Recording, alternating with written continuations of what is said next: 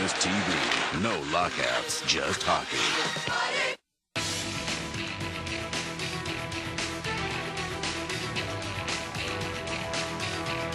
Next Sunday, it's a Granite State battle as Julian Apps, Sherry Piper, and the Dartmouth Big Green pay a visit to Nicole Heckel, Melissa Bourdon, and the rest of the New Hampshire Wildcats. That's Dartmouth versus New Hampshire, Sunday at 2 p.m. Eastern Time, only on the USCHO Game of the Week.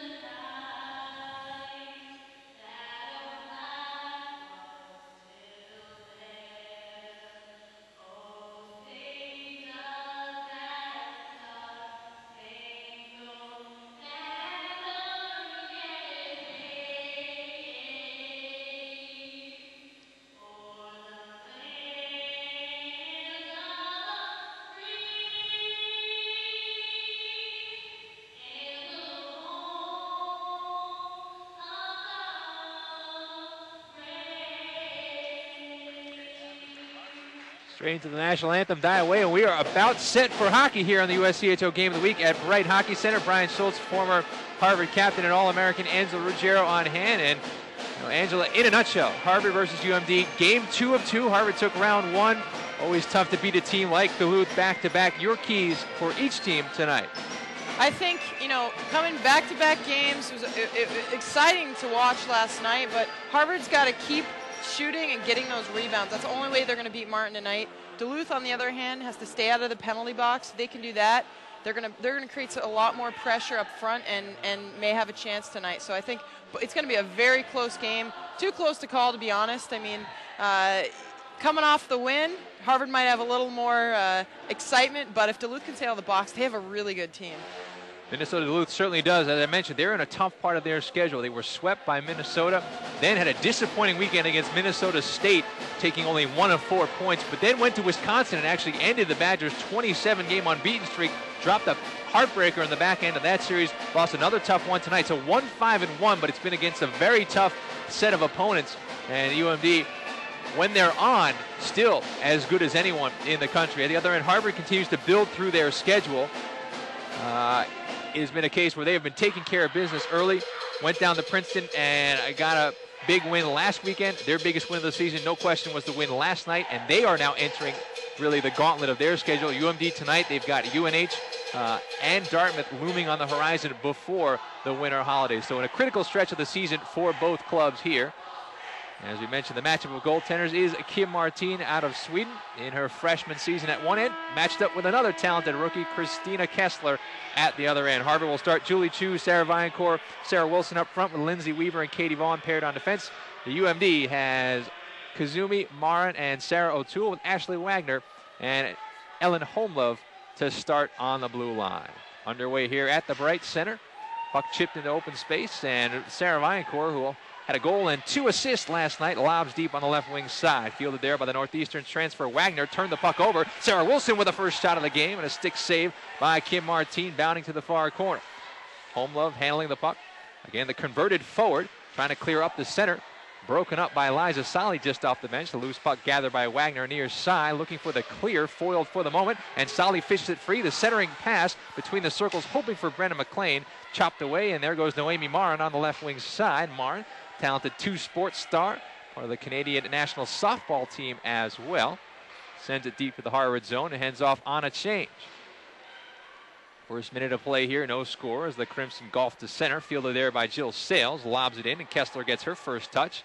Thought about paddling it aside and then covered up as there was a UMD forward in the vicinity.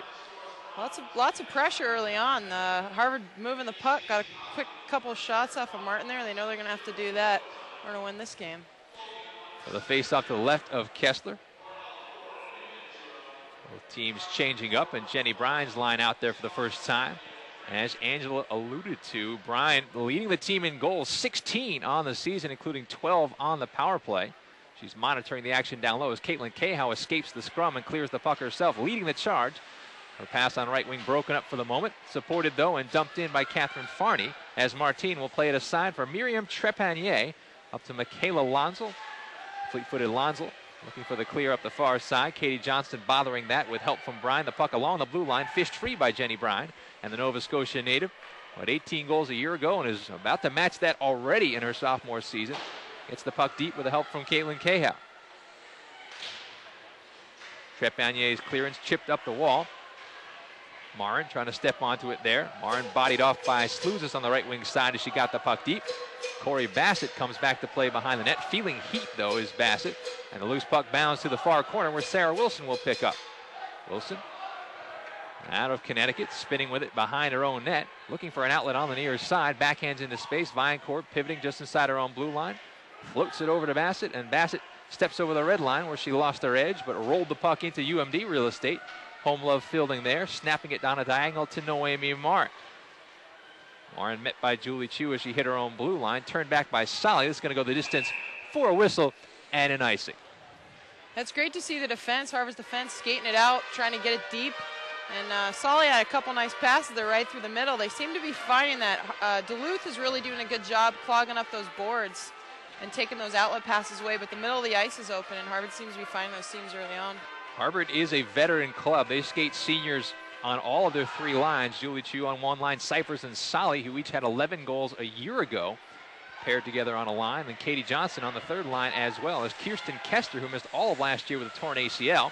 Chasing after in the offensive zone. Kester stepping into the circle. Pressure being applied by a thicket of sticks from the UMD defense and taken away by Tawny Madela. Hometown hero out of Duluth, Minnesota, playing at UMD now in her sophomore season. Slapped deep by Katie Vaughn. Back to get it is Sarah Murray. Up right wing to Jessica Hawkins, and Hawkins lobs to the red line. Chipped free by Cahill, but right to Karen DeMule, and DeMule has 5 goals on the season. Pops it into Harvard ice. 3 minutes gone by in the first period, still no score. Brian Schultz, Angela Ruggiero at the right center as Randy Griffin chops one toward Martine, and she'll clamp the bouncing puck. The puck's moving a lot out here. It's physical, too. I could hear a couple of hits already. And, you know, that's one of the things. This year, it's really hard. The new rules, you know, you can't touch, it's a different game for the defense out there. So you really got to just try to stand in front of the puck and fish it away from the forwards. Tough job. I sympathize with the D. For sure. You suffered that up at the Four Nations Cup. A host of penalties called in that event as Michaela Lonzel on right wing pushes it deep to the zone. Centering pass was denied by Catherine Farney in the corner. UMD starting the cycle. Emmanuel Blay losing on the poke check to Farney. Sarah Tuominen tucks it behind the net to Lonzel. Tuominen scampering after it on the near side. Comes off the wall in front. Lonzel tucking it toward goal. And Kessler with her first save. A good one at close quarters. A loose puck bounding toward the Harvard net. Did not go through on the second opportunity. And Randy Griffin chips it out to center ice as Katie Johnson tries to skate after it. Griffin gets another hack and gets it deep as Harvard changes up. Martine leaving for Trepanier. Trepanier scaling off the boards on the hard around, and Noemi Marin stood up just inside the Harvard blue line. Penalty number 1 will go to Corey Bassett as Martine heads to the bench and UMD calls on a 6th skater. Kazumi playing with it down low, hands to Marin. Marin trying to center in front to Sarah O'Toole. O'Toole kicking it back out. Wagner fumbled it, and as Sarah Wilson chases after it and touches up, call is going to be made for a penalty on Corey Bassett. So the first power play sequence of the night will go UMD's way. Duluth was 1 for 7 in game 1 last night. And we just saw a great save by Kessler there in net. Manu Blais, who I actually played some hockey with up in Montreal when I played with the Montreal Action, had a couple nice shots. She got her own rebound, but nice pad save, just stuck it right out and stood her up there. But we'll see on this power play what Duluth can do here. Minnesota-Duluth, very serviceable on the season, about 24% on the power play. Harvard at over 90% on the kill, as you expect both these clubs with excellent specialty teams.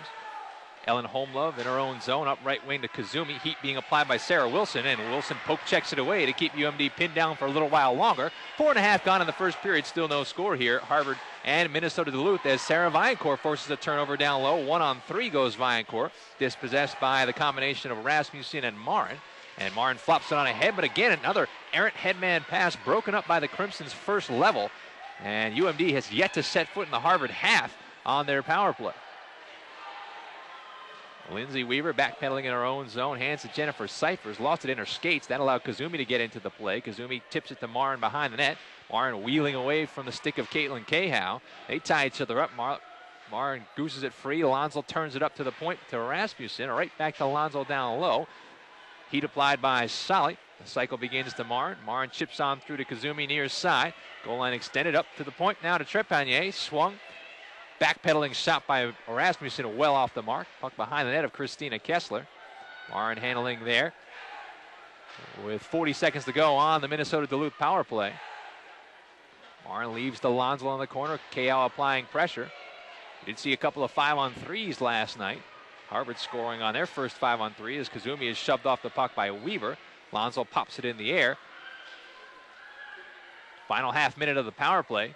UMD's had attack zone time, but they have not gotten a lot done here on their 5-on-4 just yet. Shifty moves by Alonso, leaves for Tuomanen, wrist shot, and she rockets it wide of the near post. Lively carom to Solly. Clearance on the backhand was denied by Trepanier, and UMD still has Harvard pinned down in the defensive zone as Kazumi's playmaking to Trepanier up top. Miriam Trepanier with a big drive, looking for the tip in front, and it's pinball just wide. Penalty just about over. Martine banging her stick on the ice as Tuomanen leaves for Trepanier again with a drive, and Kessler kicks that one to the far board. Cyphers fanning on the clearing attempt. All of Harvard's clearance on the backhand. That's not getting the job done, and now the puck pops out of play with 13.5 to go in the first, still scoreless as we're back to 5 aside. It was a nice stop there. Cahow actually in front of the net, blocked that with her foot, got redirected into the corner, but UMD was doing a really good job of keeping the puck in and getting some shots off. So Cahow's limping off a little bit, but I'm sure she's a tough kid. She'll be all right. So Harvard back to 5 aside, but UMD wins the offensive zone draw, and Sarah Murray pushes to the corner. Sent around to the far side. Wagner trying to hold the line there. Blind centering pass to the front is intercepted, and skating out to center, Jenny Brine. Brine hitting the line for a wrist shot from long range, did not get all of that, and Martine high on the crease makes the cover. Hey, just get to the net, get shots. That's what coaches always say. Just put the puck on net. Sometimes it just goes in. We'll give Harvard a chance to reset from the offensive zone, where they have not been, obviously, in the last couple minutes, as the Chu, Viancourt, Wilson line comes out opposite the Marin unit once again. Chu wins the draw cleanly back to Farney. In front, one-timer by Viancourt, whistles just wide. Good distribution from Farney there. She tries to hold the blue line here, and Chu along the blue stripe chops it down low, where it's fielded by Martine, leaving for Wagner. Wagner, backhand, near corner, Sarah O'Toole. Clearing attempt foiled by Julie Chu. Chu trying to turn it back down low. That was denied. And the puck trickles just beyond the blue line, so Harvard will reset from center. Chu on the angle of Viancourt, trying to step through the check of Homelove. Homelove staying at home. Viancourt, though, gets it back behind the net. The centering pass denied by a stick on the ice from Ashley Wagner. Viancourt still handling as she moves up the wall. Katie Vaughn chips down low to Jennifer Cyphers. Cyphers, with Harvard changing behind the play, is on an island right now, but still has possession of the puck and finds an outlet to Katie Vaughn, who fans on the shot, gets it back, is having a trouble as she's pressured by a couple of UMD players in the form of O'Toole and Marin. Vaughn goes down. There's going to be a penalty to the Bulldogs as Kessler heads off to the bench. Here comes Cyphers on the right wing side. The drop pass to Katie Johnston, back to Cyphers down low. Cyphers trying to find the outlet up top. UMD ruled not to have gained possession, even though Kazumi touched it, so Cyphers still playmaking. The centering pass, but Lonzo, good stick-on-stick D against Brenda McLean. The puck goes all the way down, where Corey Bassett will skate back to pick up. Bassett slingshots her own net. Harvard net is still empty. 6 skaters still on. The lead pass intended for Katie Johnston. That's going to go down.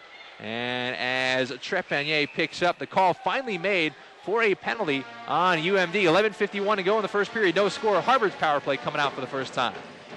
You know, this is an exciting game. That was, you know, just a tough play along. Someone fell, and it's, you know, reffing's hard to call these days because they're both strong teams and a lot of pushing going on. But we're going to see what Duluth has now on the PK.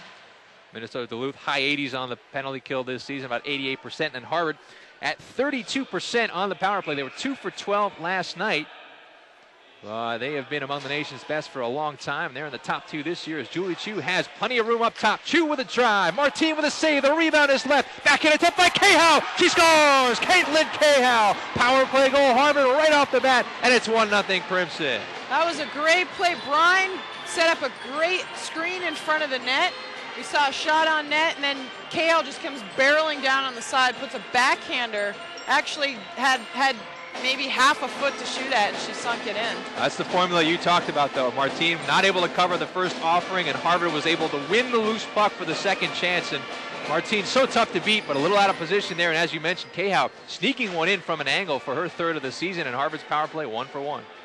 It's a nice play. Martin got the first one, but just got to get those rebounds. Harvard skating well here as Cyphers tries to center for her classmate Solly. Solly, an angled shot that sails just wide. Kirsten Kester on the carom. Up top, Cahow fanning on her shot attempt, blocked at the point of attack by Ellen Homelove and cleared. And Sarah O'Toole out of New Brunswick cuts to the left wing side of the offensive zone for UMD. The centering pass, looking for the shot from Homelove, followed up by Wagner. That was blocked by Solly. Rolling puck controlled by UMD in the offensive zone. They'll cycle it deep as O'Toole chases behind the net. Winding it up to the point, but Minnesota-Duluth was changing, so it drifts all the way back to the Duluth end, and Jamie Rasmussen's headman pass was tipped, so no icing. Corey Bassett behind her own net. Good pressure by the speedy Jessica Kazumi there. Puck worked free along the wall. Bryan trying to control against Marin. Jenny Bryan in front of her own net, always dangerous quarters, but calmly dishes off to Randy Griffin, and Griffin on right wing crisscrossing with Katie Johnson as she hits the line. The drop pass for a drive. That's kicked out by Martine as Corey Bassett put a charge into one from distance. Griffin, Johnson, Marin, and Murray all locked up in a 2-on-2 tussle down low. I think they both want a whistle. The ref is not going to give it to them. And we wait for resolution here as Griffin and Marin continue to stand over. It finally wrenched free and then just as quickly canceled out. Johnson, though, trying to win it free from Marin with help from Griffin. The puck now moves, squirts away from the end line. Chu turning for a shot, and she hit the side of the net. Jamie Rasmussen fans on the clear. Held along the blue line and golfed toward Martin, but blocked on its way to goal by Sarah Murray, and Murray will pick up in the near corner. Murray floating a dangerous slow pass over to Rasmussen near side, but UMD gets the clear. This is going to go the distance for icing as Blay puts it all the way down. Midway point of the first period, Harvard up 1-0, showing good jump here early. Yeah, Harvard's doing a really good job at their offensive blue line, keeping the puck in. Duluth's trying to headman that pass, and they're stopping it at the blue line. I don't know how many times, just dumping it back and applying pressure. So Duluth's got to make sure they can connect on those and get it out of the zone. One thing Harvard is this year, they are pretty big along that blue line. Time was where you were sort of really the size and strength of Harvard's defense. But you look at this team, Vaughn, Farney, Bassett, and Caitlin Cahow is not tall, but she's very strong. I mean, that's a very powerful D they have to work with this year. Bassett just had a great one-timer on the drop pass, and it's great to see that women's hockey is these defenders, these forwards can take these one-timers, these blasting slap shots. Sarah Wilson playmaking down low in the corner, dispossessed by Sara Tuominen. And Tuominen, top 6 forward for Team Finland, springs Michaela Lonzel. Lonzel, great set of wheels and skills, has been plagued by injuries. Missed some time this year, missed time last year as well, but she's playmaking now to Homelove. Her wrist shot blocked by Aviancor. Wilson is streaking ahead of the play. Cyphers hacks it out to the red line. Wilson from there will chip it in deep and head off on a change as Ashley Wagner glides back to pick up. Wagner, the bump near side to Homelove. Homelove returning to Wagner in the far corner as Solly comes in to apply the forecheck. The tip pass on through to Marin at center, being bothered from behind by Brenna McLean. Homelove along her own blue stripe. UMD trying to find some real estate. Pass bounces off Marin's skates. She gets it back. Nice headman to Kazumi, and she knifes over the right wing side and gets into the Harvard zone. Trying to center it back to Marin, who went down along the Harvard crease. Pass did not connect. Crimson still down in their defensive end as Marin tries to take over. Lost on the poke check, and a clearance was denied by Rasmussen nicely along the blue stripe. Farney and O'Toole, the two number 21s, get together in the corner. Coming up on 8 to go in the first. Harvard up 1-0. Power play goal by Caitlin Cahow is the difference, and Cahow is handling as she skates out of the pile and races forward on left wing. The one-time forward for this Harvard squad gets it deep from center and heads off on a change as Murray picks up goal line extended in the near corner for UMD. Murray flopping it on ahead, handled by Bassett. On the D-to-D, it goes to Norris Slouzis. Slouzis steps over center ice and diagonals back to the near corner as Harvard will give chase. Sarah Murray gets the first touch for the Bulldogs. Griffin breaks up the clearing attempt. Jessica Hawkins hacking at it, as is Julie Chu, and Chu wins it off the wall. Chu with a wrist shot, and Martine, seeing it through a couple of bodies in front, makes the glove save. It's a nice shot there by Julie Chu. The last line out there with Marin and Kazumi, they're exciting to see play together. Kazumi, under 22 player for the U.S. squad. She's got some wheels on her, and she just gets going. Marin goes straight to the net, big, strong forward. Dangerous in front of the net, but Harvard did a good job of getting out of the zone and getting a shot. Marin and Kazumi remain the top two scorers for the squad. Their career totals are very close, 135 and 133 points respectively, and they're part of that recruiting class that faced the daunting task of coming in the year after UMD had won 3 consecutive NCAA championships, trying to replace that legendary 2003 crop. And now in their senior seasons, Marin and Kazumi, and Michaela Lonzel in her own zone, going up the near side to Tuominen, who chips to the red line, where it's fielded by Jennifer Cyphers. Cyphers is a co-captain in her senior campaign. Of course, the younger sister of former Vermont defenseman and all-ECAC performer Jamie Cyphers. And Lonzel on the near side of the Harvard zone, looking to start a cycle. Blay is there, handling against Cyphers along the wall. Blay maintaining possession, turns it for an angled shot that's swatted aside by Kessler. Tuominen on the carom down low, feeds Lonzel. Lonzel centers it in front. Good stick-on-stick D against Blay. UMD still with offensive zone possession.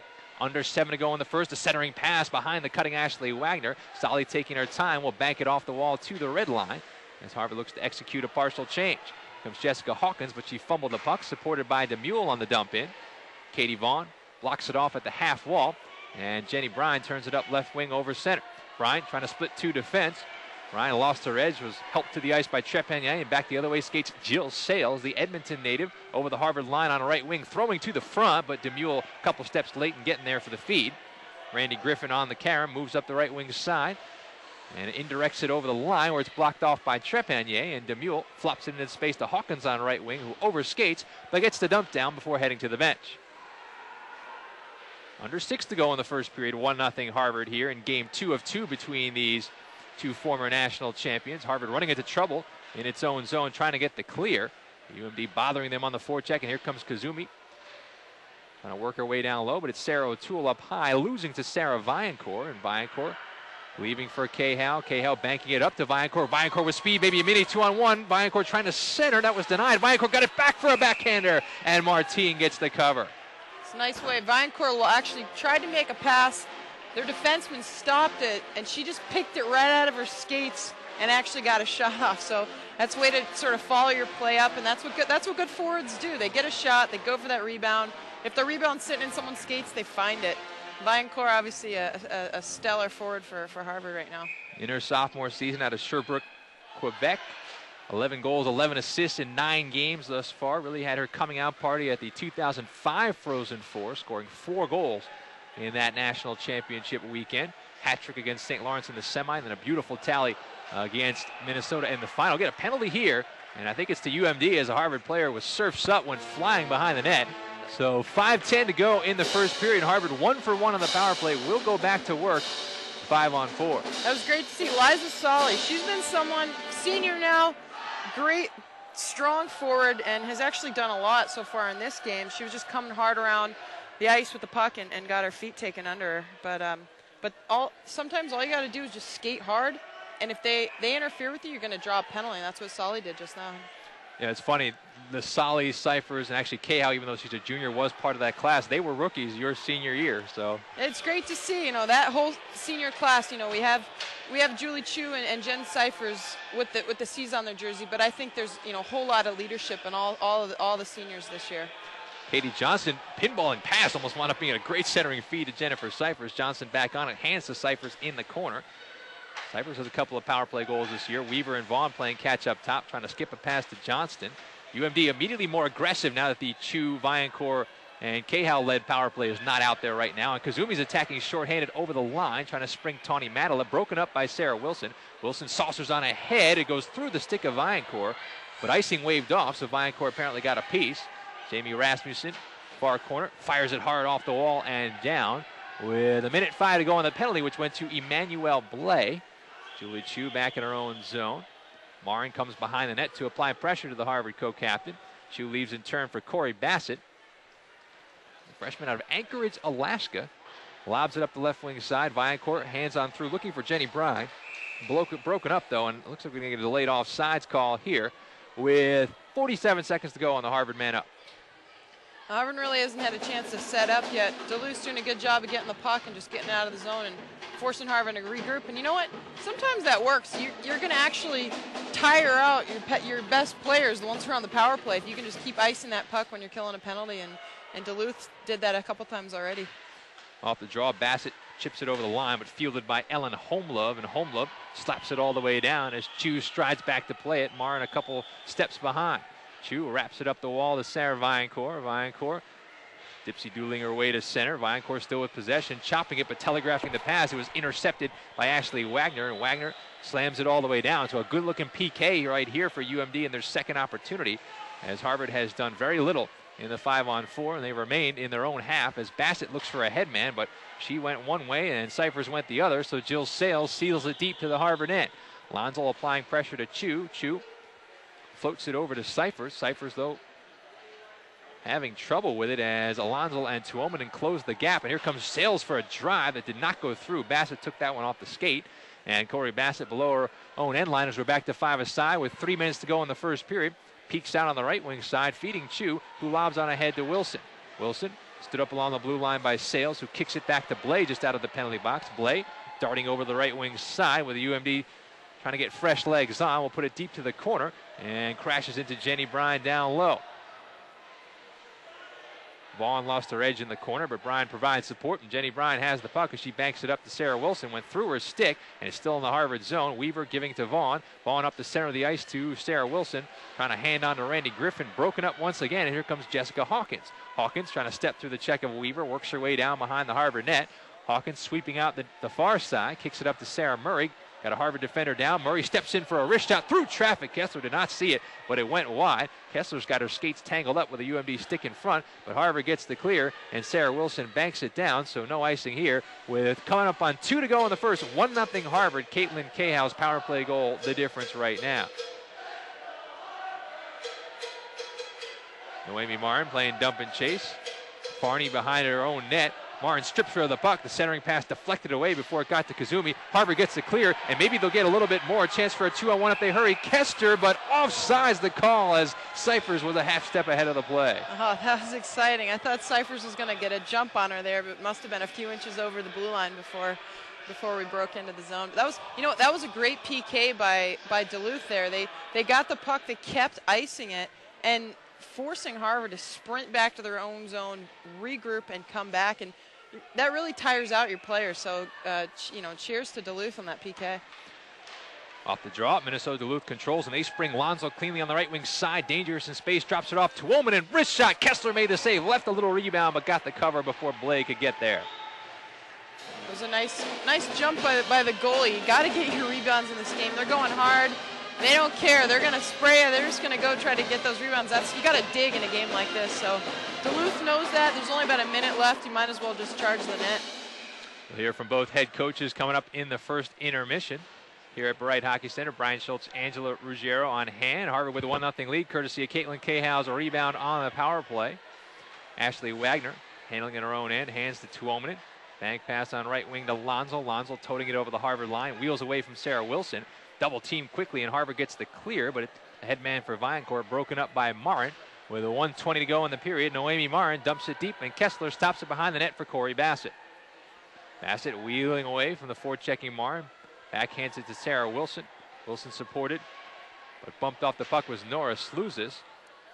And where's the puck? Nobody knows. It must be in somebody's equipment or out of play, so we'll get a whistle here. About a minute left to go in the period. You want to just be smart with the puck. You don't want to try anything fancy. Dump it deep if you're Harvard. If you're Duluth, just try to get a couple more shots on net. But this is always a critical part in the game. Faceoff will come just beyond that Harvard blue stripe. Jenny Brine wins it cleanly back to Lindsay Weaver. Weaver trying to use the glass to clear. That was denied by the glove of O'Toole. Rasmussen along the wall as well. Fished into space. Kessler turns it over along the blue line. Sarah Murray, in turn dispossessed by Katie Johnston. And Harvard will look to get the clear here. With 40 seconds to go in the period, UMD has really turned it up offensively. They've had good attack zone time in the latter stages of the period. Here comes Kazumi from an angle. Wrist shot. Save is made by Kessler. Scramble is on in front. And Christina Kessler has it between the wickets. So Minnesota-Duluth, which was on its heels a little bit in the early going, has picked up the pace late in the first period, and some good chances now evolving for this offense as Kazumi threw one to the front and touched off a melee, but Kessler was able to cover it up amidst the scrum, and so another face-off to her left. Now with only a half minute to go in the period, Harvard trying to get to the dressing room with a 1-0 lead. Harvard wins another draw. Cahout forks it on ahead. Viancourt trying to step around Home Love at center. Was held off, and Alonso now trying to dipsy doodle her way. The Harvard blue line didn't get a lot on that wrist shot from long range, and Kessler easily pads it aside. Sarah Wilson hacks it up the wall. Chu there trying to help out against Wagner. Wagner does a good job of standing up. Julie Chu, and Tuomanen from an angle throws to the front. Cahow now goes to the air, and she will get the clear. This will go the distance, I believe, so icing coming up to the Crimson with only 1 second on the clock. That should just about do it for the first period. So similar to last night's game, a spirited period of play. Harvard has the only goal thus far, a power play tally off the stick of Caitlin Cahow, and you'll hear from Shannon Miller and Katie Stone coming up in just a few moments once they drop this puck in Harvard's end of the ice.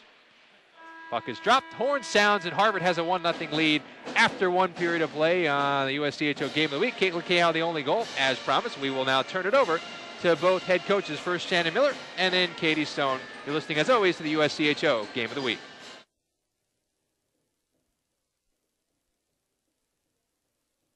My guest is Minnesota-Duluth head coach Shannon Miller. Bulldogs on the road at Harvard this weekend. And, Coach, I know it was an eventful Thanksgiving weekend. You were able to end Wisconsin's long-running unbeaten streak. Seemed like a pretty solid weekend overall. Let's focus on those two games. What did you get team-wise in those two games that maybe you hadn't gotten the previous couple of weeks?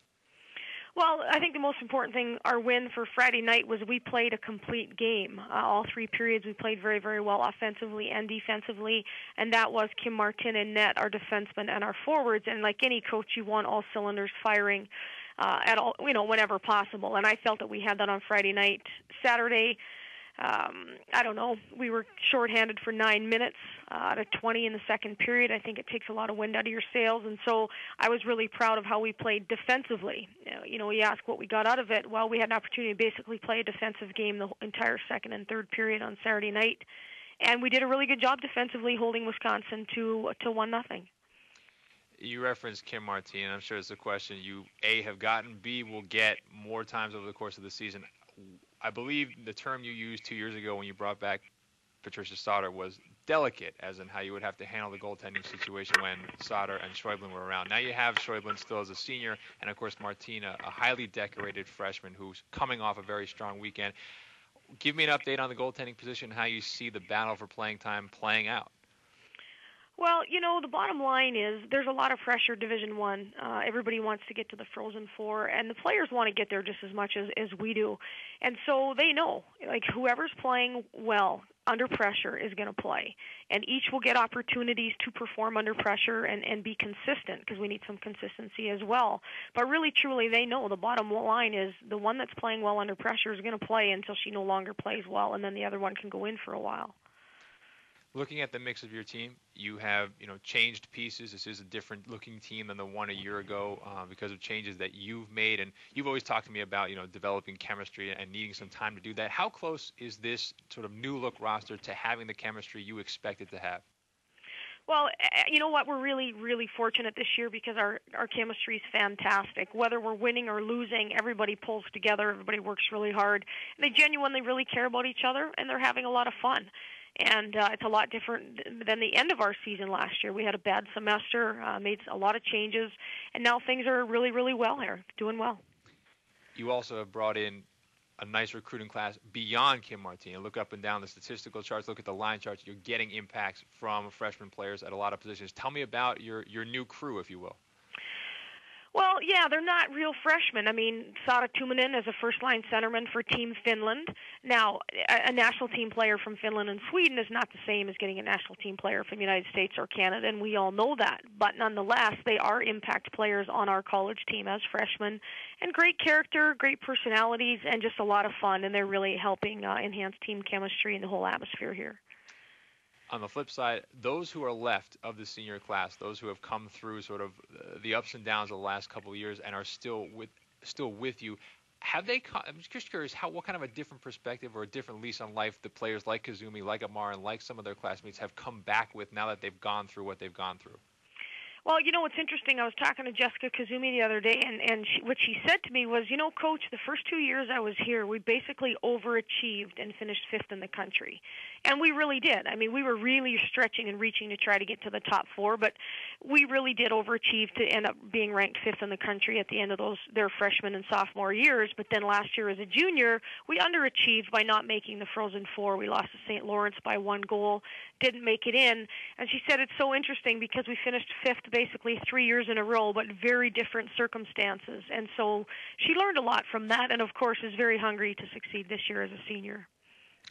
Well, let's talk a bit about your road trip this weekend from 2 perspectives. First, let's talk about the historical perspective. Anytime you mention Harvard and Minnesota-Duluth, it certainly raises memories of, arguably the greatest game ever played in this sport, the 2003 NCAA final, and a couple of other good battles along the way besides. Tell me about, first that 03 game. If I ask you about it right now, what's the first thing you remember about that night? Exciting, packed rink, and the best college game ever played. And if I ask you about playing Harvard in general, it's a series that's been going on for a couple of years. It always seems to be a pretty healthy matchup. Tell me about matching up with the Crimson year after year. Well, I think we enjoy competing against each other because both coaches have a lot of respect for each other. Katie Stone and I have a friendship. We get along fantastic. The players on both teams get along, and therefore when the puck is dropped, there's no real bad blood. It's this respectful game of hockey, which is the way the game should be played. It's the way it was played in 2003 in the double overtime NCAA championship, and it's the same way we compete against each other year in and year out. So it's always 2 good teams, talented. There's coaching there. There's goaltending. All the aspects of a great game are there, and so we always look forward to this series. Always. Now, tell me about it in terms of 2006, 2007. Your roster versus what you expect to see from this edition of the Crimson, and keys to going into their building and getting some wins. Well, I mean, we know they've got players like Julie Chu, Caitlin Cahouse, Sarah Valencourt. They've got Kessler and Net. I mean, there's no question they've got a talented team, like I said earlier, well coached. The thing is, we think we have depth on our team this year, something that we didn't have as much of last year, and we also have great goaltending this year with Kim Martin. And so I anticipate a great series. I know they're going to be really good. I know they're well coached, but I also know they're going to play hockey. It's going to be a classy series. People are not going to get hit from behind, and no one's going to run your goalie. And so, we know what to expect, and I think they know what to expect too.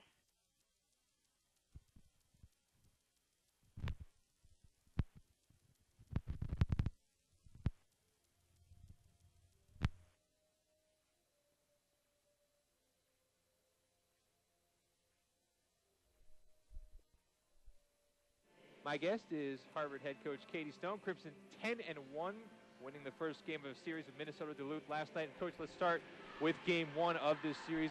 18 total penalties, so a pretty choppy affair, but you got through it, got another victory. Tell me about sort of your team stepping up in quality of opposition and getting 2 points last night.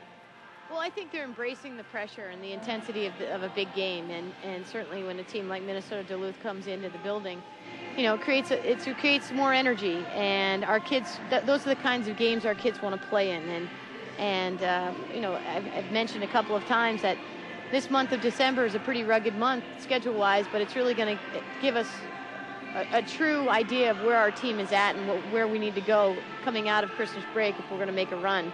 And yesterday's game was intense. It was a goaltending battle. Both Martins played great in the nets. And, yes, it was penalty-ridden to a degree, but the game itself was great 5-on-5, and hopefully we can see a bit more of that today. looking at the early schedule, it really has been a building process. You took care of some of business early and then kind of went down to Princeton, got a solid win, and now with Duluth last night. Give me an overall assessment. Some of the things you really like that are taking shape, and maybe some of those areas that you feel are a bit lagging behind right now. Well, I like where we are right now in the last couple of weeks. Certainly coming out of the Four Nations tournament for those 3 kids that were away, coming back. While they were gone, we won 2 key games against Cornell and Colgate. They're not easy games when 3 of your primary impact players take off. And so our kids stepped up and they gained a lot of confidence through that weekend, so that when those 3 kids came back, we were just a much more gelled team, I think. And we've gotten progressively better. We're in a good spot right now. We're not where we want to be, but we're in a good spot. We've got a lot of young kids playing. They're getting better. We're getting solid goaltending, and we're putting the puck in the net. And so I like where we are right now. I'm certainly not satisfied. I think we can play better than we played last night. We'll see how it goes. I mean, there are places in our program where we're still pretty young. We have unbelievable leadership. And I can't say enough about Julie Chu and Jen Cyphers and all the seniors. I mean, to have a senior class of kids that play all the time, and just naturally what that does for the locker room dynamic. And so good things will happen for us if we just keep working hard. You referenced, getting by the Four Nations Cup, getting wins without your primary players, but this is a team that has a lot of people that did that for an entire year last year. And I'm curious, how significant is it now that last year's team made that run at the end of the year and won a conference championship? It's huge. And it's important that they remember that. Those kids remember it more than anybody else, because last year should have given us a lot of confidence, certainly down the stretch of the year, how capable we are of playing great hockey. To be honest with you, I was hoping we would play better hockey earlier and more often last year than we did, but certainly we came along at the right time, and that can only give you confidence, especially when you return all but 3 players from that team, and then you infuse our program with a Chu and a Viancourt and a Cahow and some pretty good freshmen. It's exciting. I mean, it's so fun to coach these kids. I love it. I come every day, and I'm just excited because they work hard, and who knows what's going to happen, but we're certainly going to do our best to take a run at this thing. Talked about getting good goaltending, and in a departure from Harvard history, you are getting good goaltending from not one, but you're getting 2 good goaltending from 2 different players, in Brittany Martin and Christina Kessler, perhaps back sooner than people expected from injury. Tell me about the duo and sort of how you foresee a new situation for you playing out. Well, first of all, I am thanking my lucky stars, because this is the first time in my 13-year tenure that we've had that opportunity to really have 2 tremendous goaltenders back-to-back. And we'll see how it goes. Right now we're splitting them, and they have a great chemistry between them. And Christina Kessler is definitely back sooner than we expected. I'm sure sooner than everyone else expected. And that's a tribute to her and to our trainer, Allison Fisher. She took tremendous care of Christina Kessler to get her back. And Christina's a pretty determined kid, so it's nice to see her back in a uniform and contributing as she had intended right from the beginning. So, I like it. And right now it's all working well for us. I mean, hockey's a funny thing. All kinds of things can happen. So today it's going well. Hopefully it will continue to be a positive thing for our program. You have the cornerstones, sort of the givens, the Chus, the Viancourts, the Cahows, but curious what you think about the rest of your players. Anyone else, be it a freshman, be it a returning player, who's maybe surprising you so far with how well they're fitting into a role?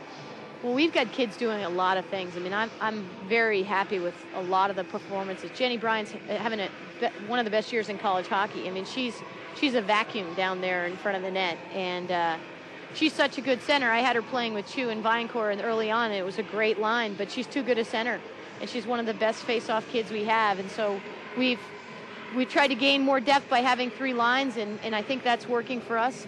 We've got freshman Corey Bassett's got one of the strongest shots that I've seen, and so she's on the power play with Julie Chu. Hopefully, some of the places that we're putting these young kids, it's one to really accelerate their development, most importantly. You have an opportunity to play with some of those veteran players. You learn a lot more. I mean, having Julie Chu on the ice is like having another coach on the ice, and so we're trying to take advantage of having that senior leadership in our program and getting these young kids in different spots where they can feel comfortable. Certainly they feel the pressure when they're playing with some of these older kids, but my number one intention is to accelerate their development. Let's talk about Duluth in the sense that, unlike UMD, you are not used to seeing the same opponent on back-to-back nights. And so we get the same two programs again tonight. Maybe tell me about some adjustments you're hoping to make from last night's performance to improve upon the result tonight. I think we can put more pressure on them. I thought we did a pretty good job of pressuring. I don't think we really exploited the weaknesses of their defensemen like we could have. You know, if we see Kim Martin again tonight, she's going to probably match what she did last night. So we're expecting that. We'd like to do a better job. I mean, they did get a power play goal right at the end. We'd like to shut them down. Just attack a little bit better and clean some things up. And just, again, I think we played very well, but I think we can take it to another level. Thoughts of Shannon Miller and Katie Stone between periods 1 and 2 here at Bright Hockey Center. Harvard with a 1-0 lead. That long goal, Caitlin Cahou's third on the power play from Julie Chu and Jenny Prine at the 8:18 mark. We'll step aside for one more quick commercial break, and then Angela and I will reset all the first period action and get set for period number 2 here. Harvard 1, UMD nothing after 1 period of play. Back in just a moment.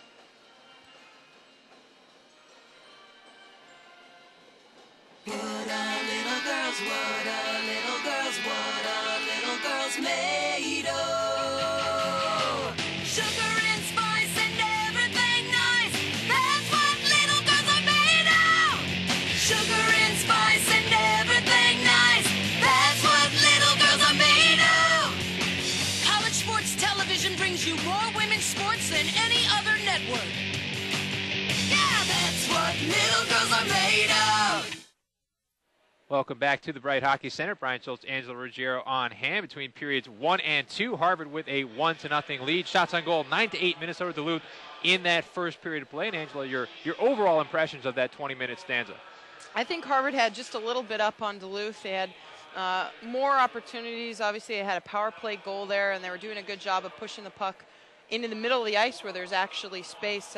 Duluth had a great PK out there. They were forcing Harvard to work a lot and get back, and they had a few key opportunities in front of the net, but Harvard's goaltending looks great, and we'll see. It's too close to call right now. It's just kind of going back and forth with, I think, Harvard the slight edge in the first period. And Harvard has a 1-0 lead. One thing we did see, though, toward the end of that period, and maybe it was spurred by that penalty kill, was UMD started to keep Harvard back in their own end. Maybe they didn't generate a ton of shots, but they started to use the forecheck, kept possession. What can Harvard's defense maybe adjust to get them cleaner out of the zone? We didn't see much of that late. Yeah, I think anytime you kill a penalty, you're always kind of you're excited. All the momentum's going in your direction, and then as soon as you get that extra player that to even it out, boom, you put on more pressure. And I think in that situation, as a defender, as Harvard, you have to either skate the puck out of the zone to make sure it gets out of your zone, or you just have to make sure you just keep dumping it and get Duluth back on their heels. Because when they're all over you,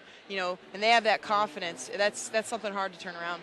It's funny to hear you say skate the puck out of the zone, because I remember watching you play. It's a little bit easier for you than some of these other players. You get that little hitch in your step that I've seen for so many years. You just take off. And one of my favorite things, the puck was dumped. I'm like, you know what? I get a little extra momentum. I always teach kids now.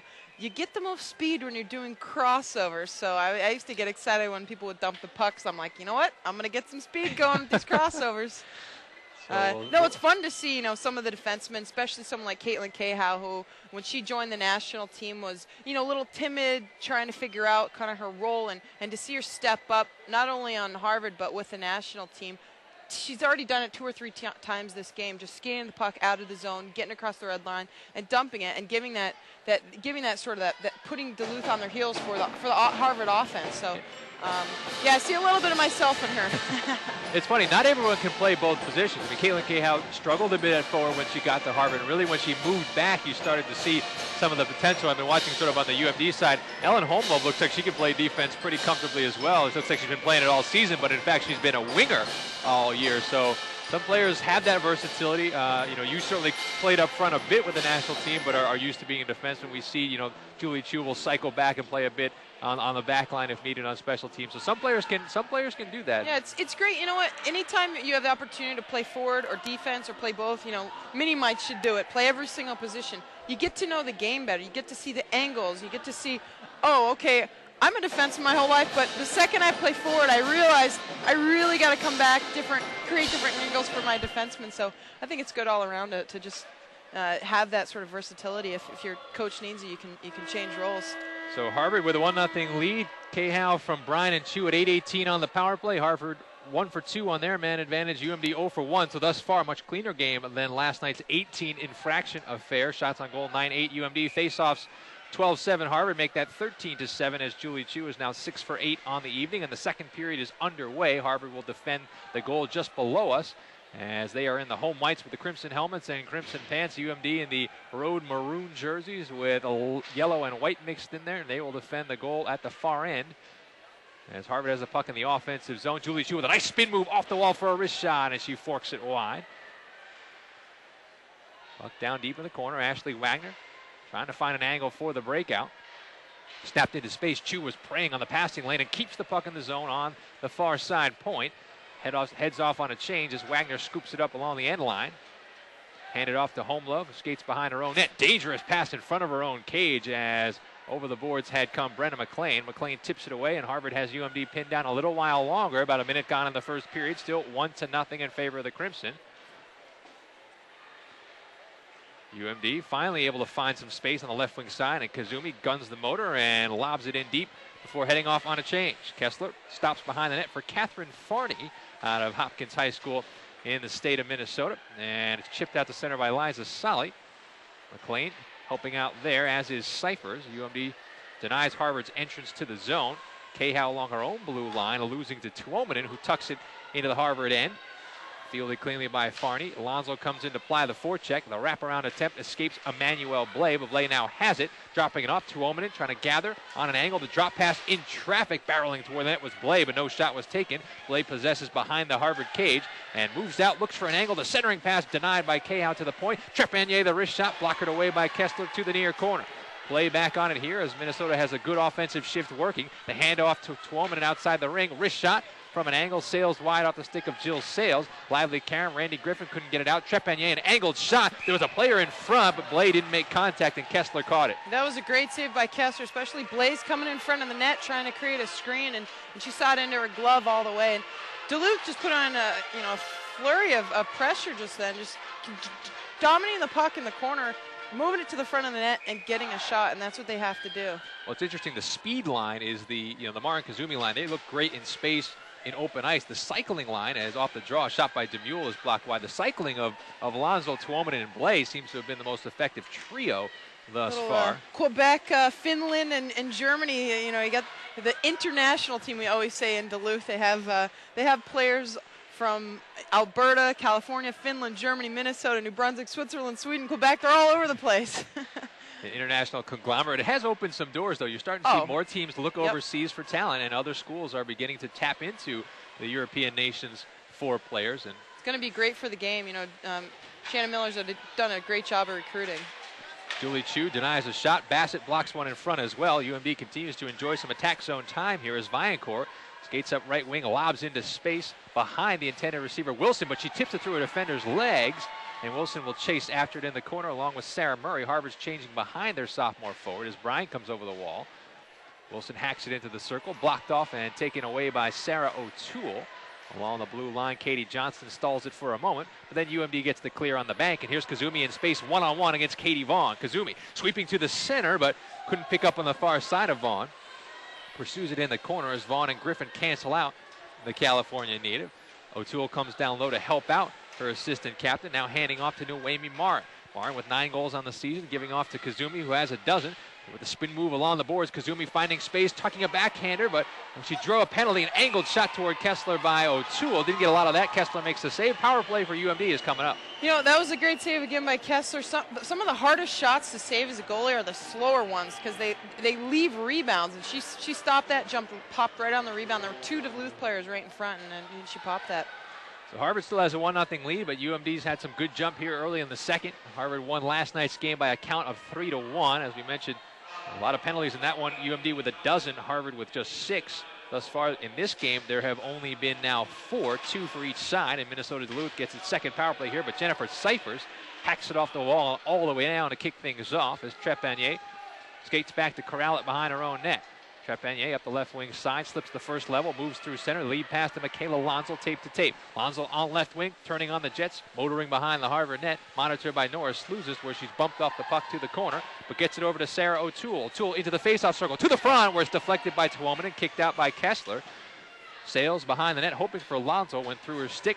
Cahow takes over from there and flops it all the way down. Nice play by Cahow, just get it deep, change it up, get some fresh legs out there. And Coach Stone said before the game, we could put almost anyone out here on the PK if their legs are fresh, so I think they're trying to do that. Julie Chu forces a turnover at center with help from Sarah Wilson. Wilson fans on the clearing attempt, goes right to the stick of Trepanier along the red line, and she forklifts it into the Harvard zone, where it's fielded by Lindsay Weaver. Weaver, Massachusetts native, working 1-on-2. Marin, though, wins the puck free, slings it far side to Kazumi.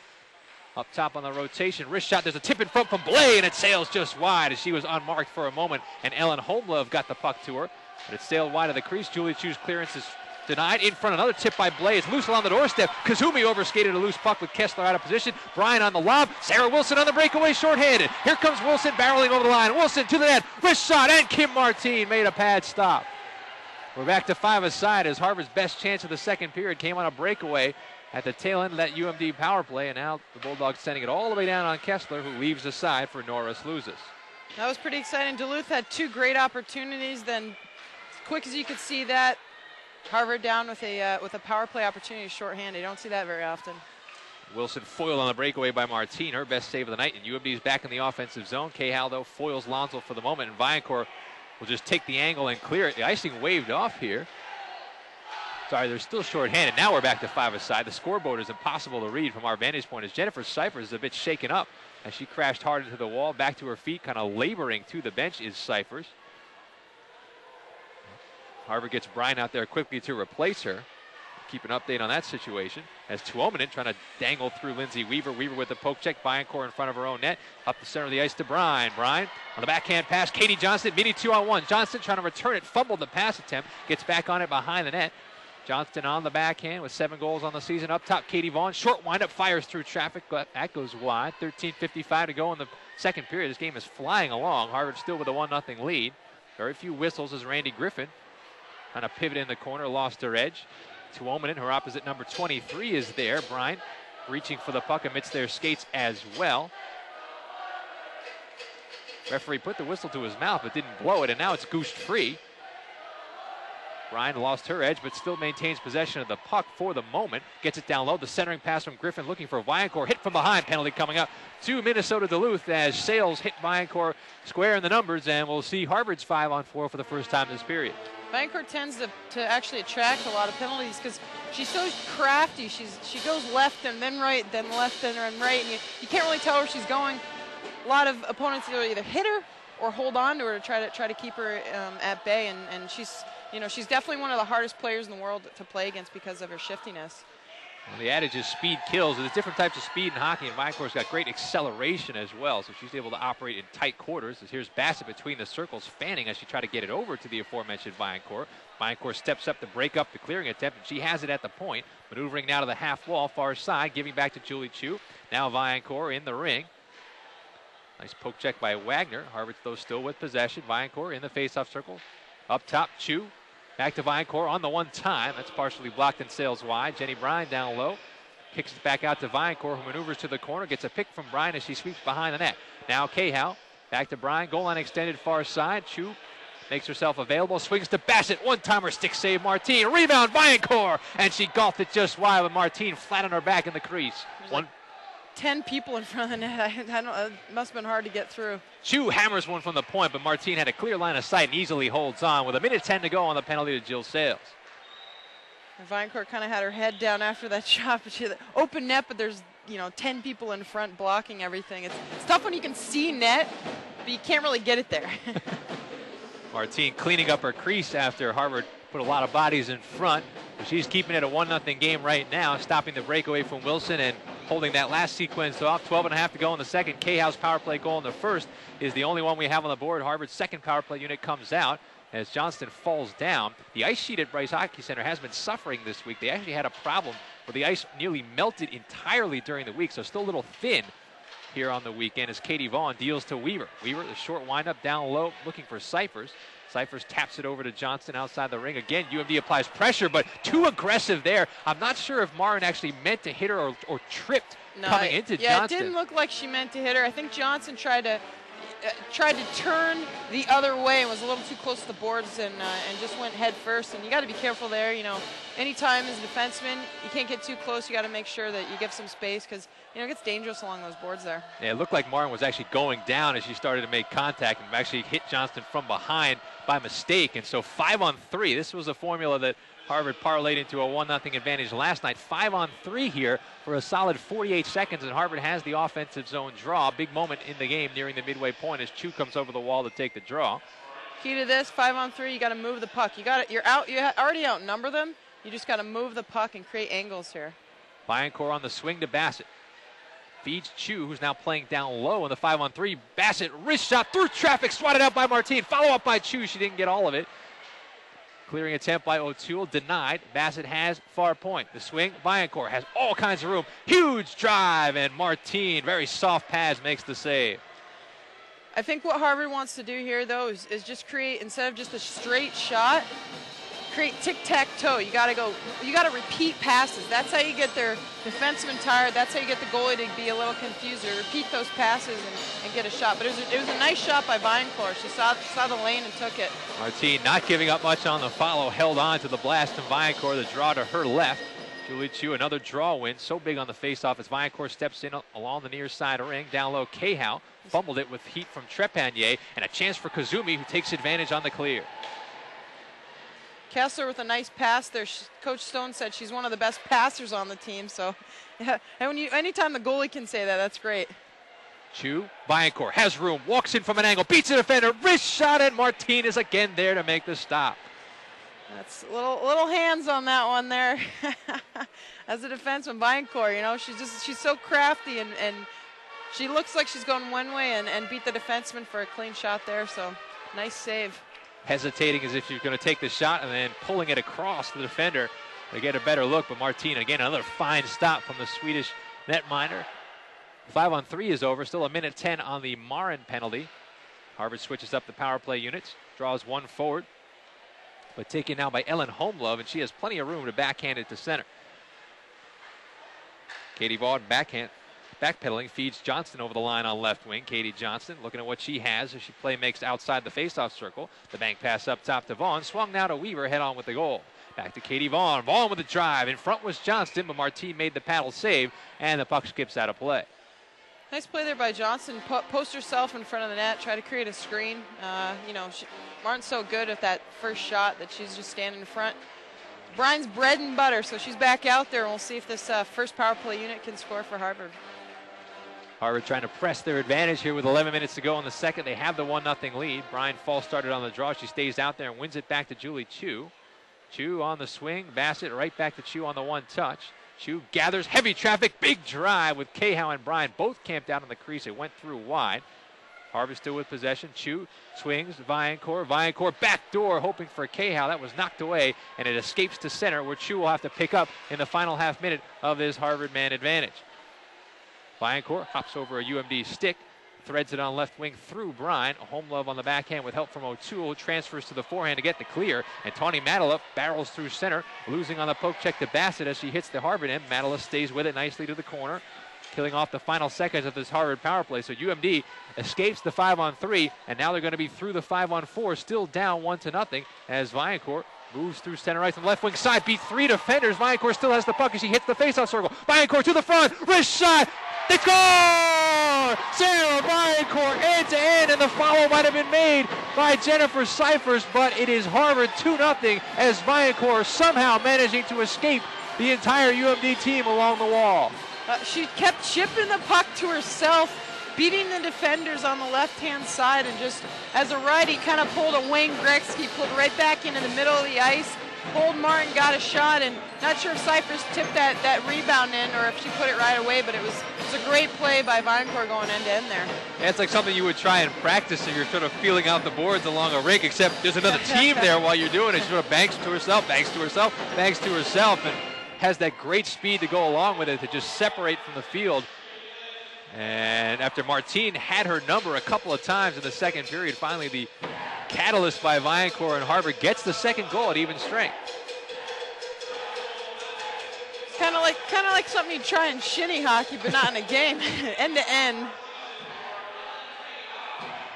So Sarah Viancourt making things happen. It's been a big weekend for her. It's interesting to look at her production. Got off to the big start, obviously, against some overmatched opponents. Had gone quiet, actually, in some of the recent weeks relative to Jenny Bryan and Julie Chu. But this weekend, Viancourt has been the best player in this series. You know, that's really, that was a key goal for Harvard, too, because Duluth coming off of a 5-3 kill, 5-4 kill. It looked like the energy was going to go back in their direction. Viancourt kind of stopped that. Nora Sluzis back in her own end. I was actually just about to say that the tables were going to shift to UMD on that kill, and just as I say it, Viancourt went through 3 defenders and created the goal at even strength. In a way, you could see it develop too, because Duluth had just killed both penalties, and they were a little over aggressive because they had that sort of confidence behind them, and they were pinching, and Viancourt just broke through it, all of it.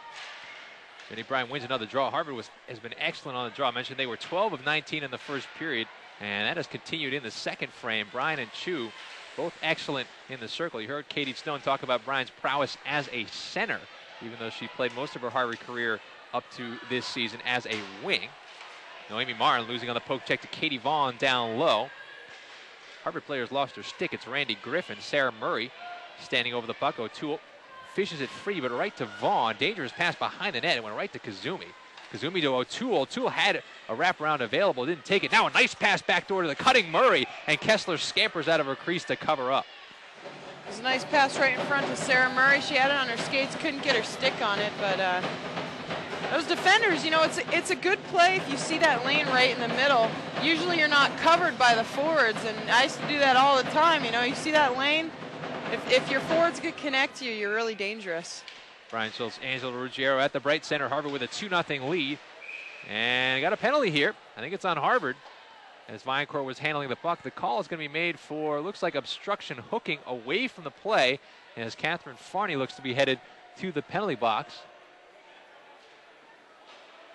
Incidentally, official word on that goal, it was actually Cahow, not Cyphers, who followed up that Viancourt spectacular end-to-end rush. So Caitlin Cahow's got a pair of goals tonight. Way to go, Cahow. Thought that was 24, not 6, but Cahow was on the ice, and all of them chasing after 26. Again, though, that was a rebound goal. You know, anytime a big player like Viancourt goes to the net, you got to follow them.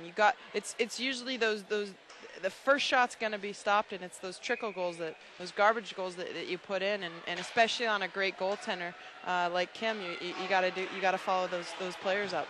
So the penalty to Farney as Julie Chu clears it all the way down. Viancourt chasing after Ellen Homelove. 72 in maroon, speeding through center. Homelove hits the Harvard line, losing though on the poke check, and Chu is right there to clear it.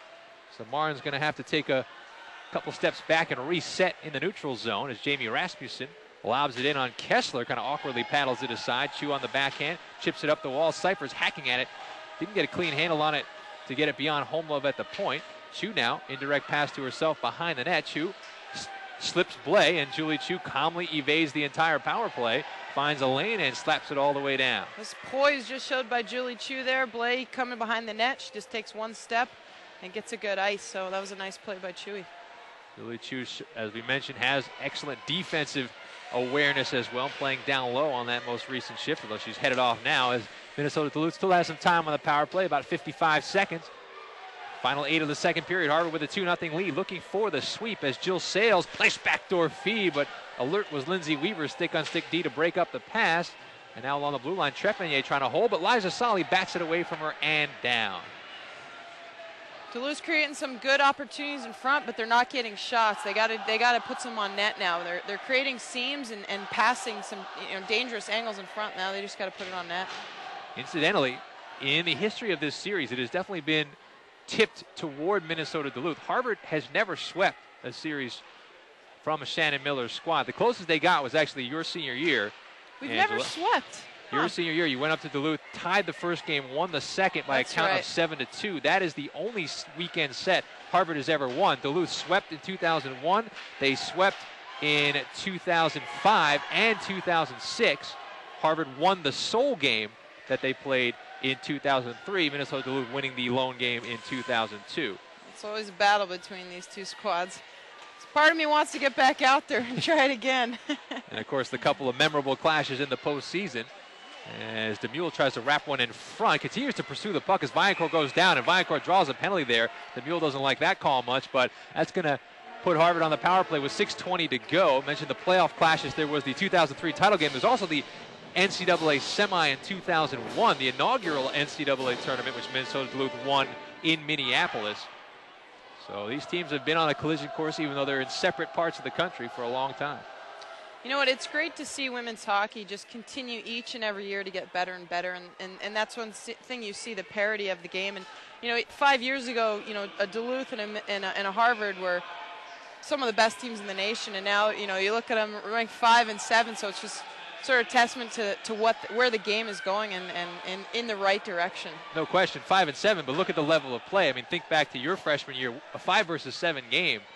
A 5 versus 7 matchup would have had no chance against your team. There's a chance here for Bryant on the follow. Martin making a scramble save. Harvard on the power play. Chu blasting away. They were at close quarters, 5-on-4. Still with possession now. Nice skip pass up top to Chu. Swings to Viancourt. The one touch back to Chu. Harvard opening up lanes here. Viancourt, big one-timer. Bryant was in front. Nice stick save again by Kim Martin, who's keeping her team in it, even though they're down by a count of 2-0. Chu now has to regroup to center ice with Corey Bassett.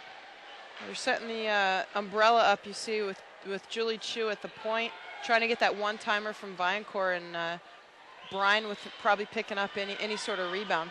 Nice clear by the Bulldogs. Chu comes back to play it. Hawkins is the one in the box for hooking, not DeMule, incidentally. And now Johnson skates away. 3-on-2 if they hurry. Johnson playmaking on the left wing side. The drop pass, she thought Cyphers was behind her. Cyphers had actually cut to the center. And so Minnesota-Duluth easily clears it out once again with 50 seconds to go on the penalty to Hawkins. UMD bats it all the way down. Kessler wanders out of her crease to play it aside to Katie Vaughn, sophomore defenseman. Also a product of your high school alma mater, like Julie Chu. There's 3 Choate Rosemary Hall kids out of here. It's good to see. Tradition continues. Getting back to our previous discussion, 5 versus 7 back in 1999 would not have been a great matchup for yourself or a UNH, but today 5 versus 7 is every bit as good as 1 versus 2. Yeah, upsets left and right, and it's great for the sport to see that. And obviously these two universities will continue to have great programs, but you never know in women's hockey now, and that's why it's so exciting. The 8-team field, the automatic bids, so much drama that's going to unfold over the course of the season. Great pass from Viancourt backdoor as Cahill was looking for the hat trick, but it came up empty. Bassett on the follow outside the ring, down low Cahill. Final seconds of the power play. Bassett skips a pass, hoping for Viancourt down low. Sticks in the passing lane from Matala, broke that one up. Chu along the boards, hands back to Viancourt, head on with the goal. She walks down the seam for a drive that sails just wide. Ryan and Matala get together along the wall, and Julie Chu can't contain it inside the zone. Out of the box is Hawkins. We're back to 5 aside. Under 5 to go in the second period. Brian Schultz, Angela Ruggiero on hand. Caitlin Cahill has a pair of goals in this one, and Harvard has a 2-0 lead, looking for the sweep on the weekend. Nice power play there. They were moving the puck a lot, creating seams, getting some shots, but great coverage in front of the net by Minnesota-Duluth defense. Jennifer Cyphers, very speedy forward, is bowled over at the blue line with the gloves up high. Oh, that was a tough one. I could feel that for Jen Cyphers. They're getting hit right at the blue line, and Duluth just trying to stand up. That's one thing as a defenseman. You don't want them to cross the blue line as a forward, because the second they get in the zone, you're flat-footed, and anytime the puck is dumped, if a forward's coming against you as a defenseman going forward, they have the advantage. You want to try to stand them up at the blue line, and they certainly did that to Jen Cyphers. Cyphers heads to the bench, and Harvard wins the draw, but the draw win by Bryan too hard. Goes all the way back down to the Harvard end as Farney leaves for Slouzis behind the cage, and Alonzo takes it there for UMD, starting the cycle to Tuominen. Tuominen walks to the front on the short side. A poke check from Johnston, backed up for a blast by Rasmussen that did not go through. A loose puck again to Tuominen, goal line extended. She indirect passes it, hoping for Lonzo, broken up by Slouzis for the moment, but now Emmanuel Blais with Lonzo, 47 and 87, 2-man game down low, and Lonzo on the backhand returns it to Blais along the end line, centering it to Tuominen, who wheels it to the corner once again. Again, good cycle by this combination of Tuominen, Blais, and Lonzo. Tuominen walking off the wall, backhands it in front, but no one available for UMD. This is such an exciting line. They just keep controlling the puck on the perimeter, as you can see, keeping the puck in the zone and trying to create things. Mini 2-on-1 down low, wrist shot, and Kessler squeezes it as Blake got one away. Tuomonen and Blade, I think they're a smaller line, so what they're doing in the corners, there's no hitting. They're just using their bodies to protect the puck and cycle, and then opening up, and you saw a great opportunity just then by Harvard-Duluth's line. So they bring the Marin combination right behind it, trying to press the advantage. Harvard counters with the Chu line. And Sarah Wilson chips it off the wall and down. Trepanier gliding back to pick up. Slingshots her own net, comes out the right wing side on the offhand. Bank pass intercepted by Vaughn at center, and she diagonals back to the Bulldog again. Kim Martin has been excellent tonight, staring at the action in her zone, but down a pair, 2-0 here late in the second period. You will hear from Julie Chu between periods 2 and 3. And she's handling the puck right now, bowled over from behind, and Marin's going to pick up another penalty. Chu is shaken up, rolls over away from the boards, and a hush falls over Bright Hockey Center as Harvard's star captain looks to get to her feet. That was a tough play there. I think again, Noemi Marin, I don't think she meant to do that, but Chewy's shaken up just a bit, standing on her feet now. That's not looking good, though. Her left leg gave out as she tried to get back to her feet. Julie Chu doubled over in the face-off circle as Noemi Marin made contact with her from behind. The hit itself actually did not look. It looks like she went bad. Feet first into the board, so it might be something, maybe her knee or her ankle. Well, she tried to get up under her own power, and the left leg just gave out, and she fell back to the circle. And so the worst possible scenario for Harvard would be an injury to Julie Chu, now trying to get back to her feet under her own power, but is going to be helped straight to the locker room. So that is not a good sign. It looks like her right leg, she's gliding on her left here, getting help getting off the ice. Not a good thing for Harvard University right now.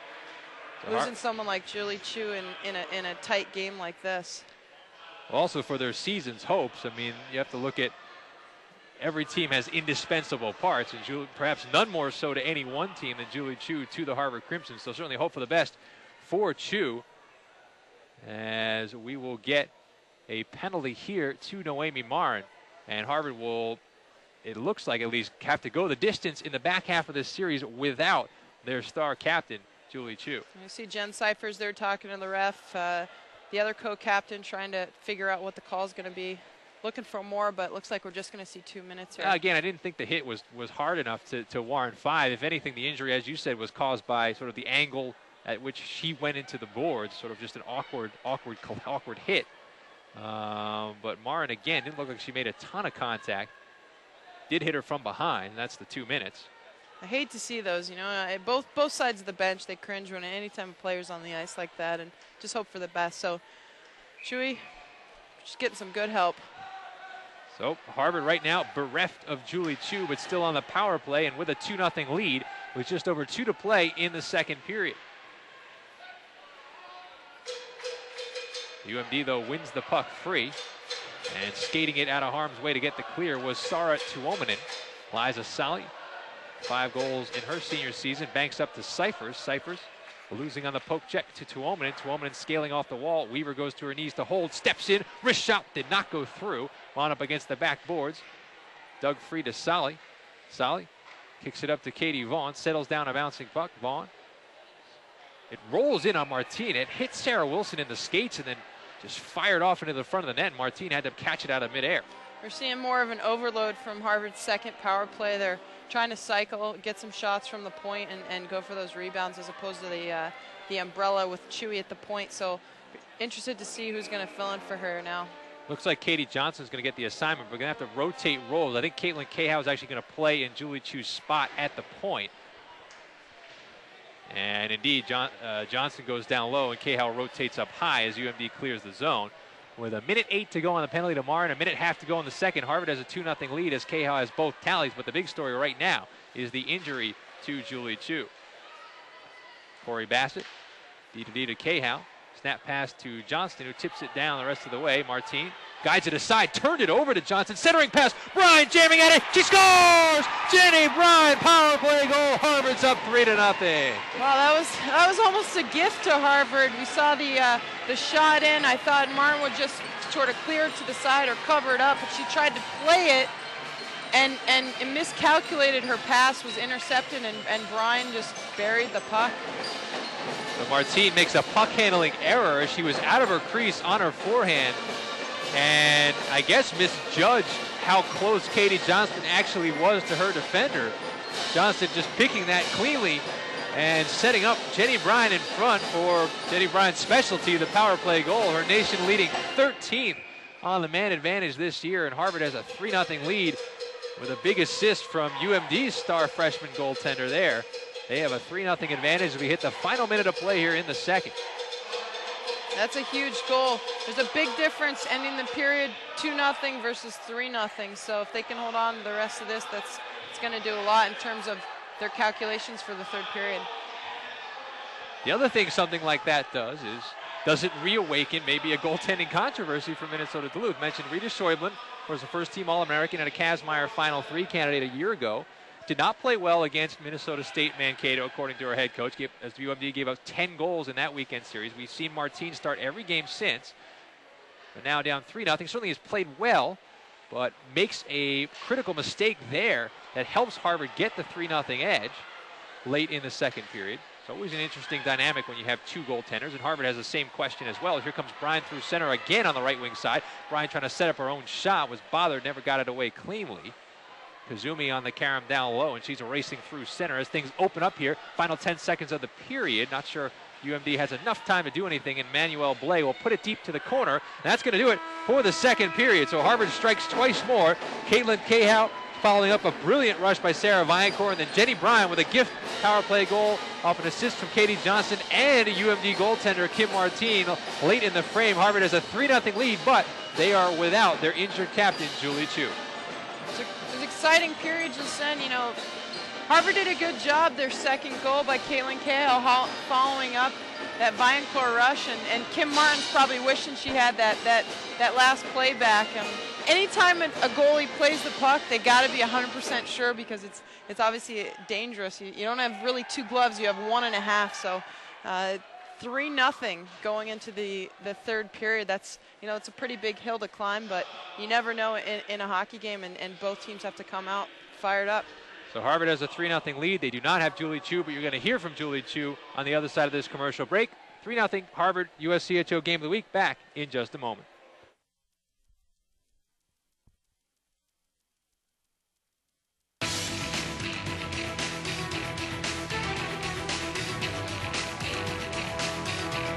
Next Sunday, it's a Granite State battle as Jillian Apps, Sherry Piper, and the Dartmouth Big Green pay a visit to Nicole Heckel, Melissa Bourdon, and the rest of the New Hampshire Wildcats. That's Dartmouth versus New Hampshire, Sunday at 2 p.m. Eastern Time, only on the USCHO Game of the Week.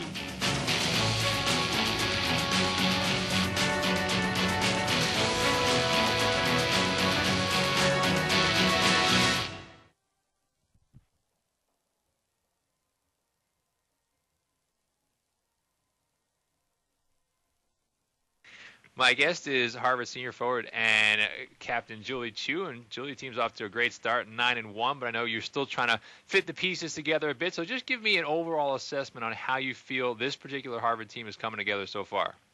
I think we have a great team dynamic. On and off the ice, everyone gets along really well, and we kind of have an atmosphere of really built on trust, where we can give constructive criticism and kind of take it in a good way, so that we can use that in positive ways to improve ourselves every day. And off the ice, we definitely like to just kind of hang out and spend a lot of time just enjoying ourselves in each other's company.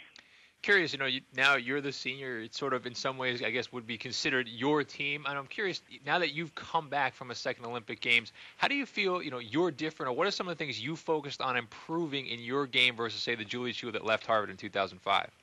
Well, I think definitely this year I'm kind of looking more to take an offensive role. I think in the past I've taken more of not necessarily a goal scorer's role, and I'm not necessarily going to just take that completely. I think we have a lot of people that can put the puck away, but also just take advantage of any opportunities I have around the net to put the puck away. I think that's part of it. I'm really always prided myself on the defensive side of my game, but also now I need to really transition and be able to play strong defense, but also be a little bit more of a threat on the offensive side.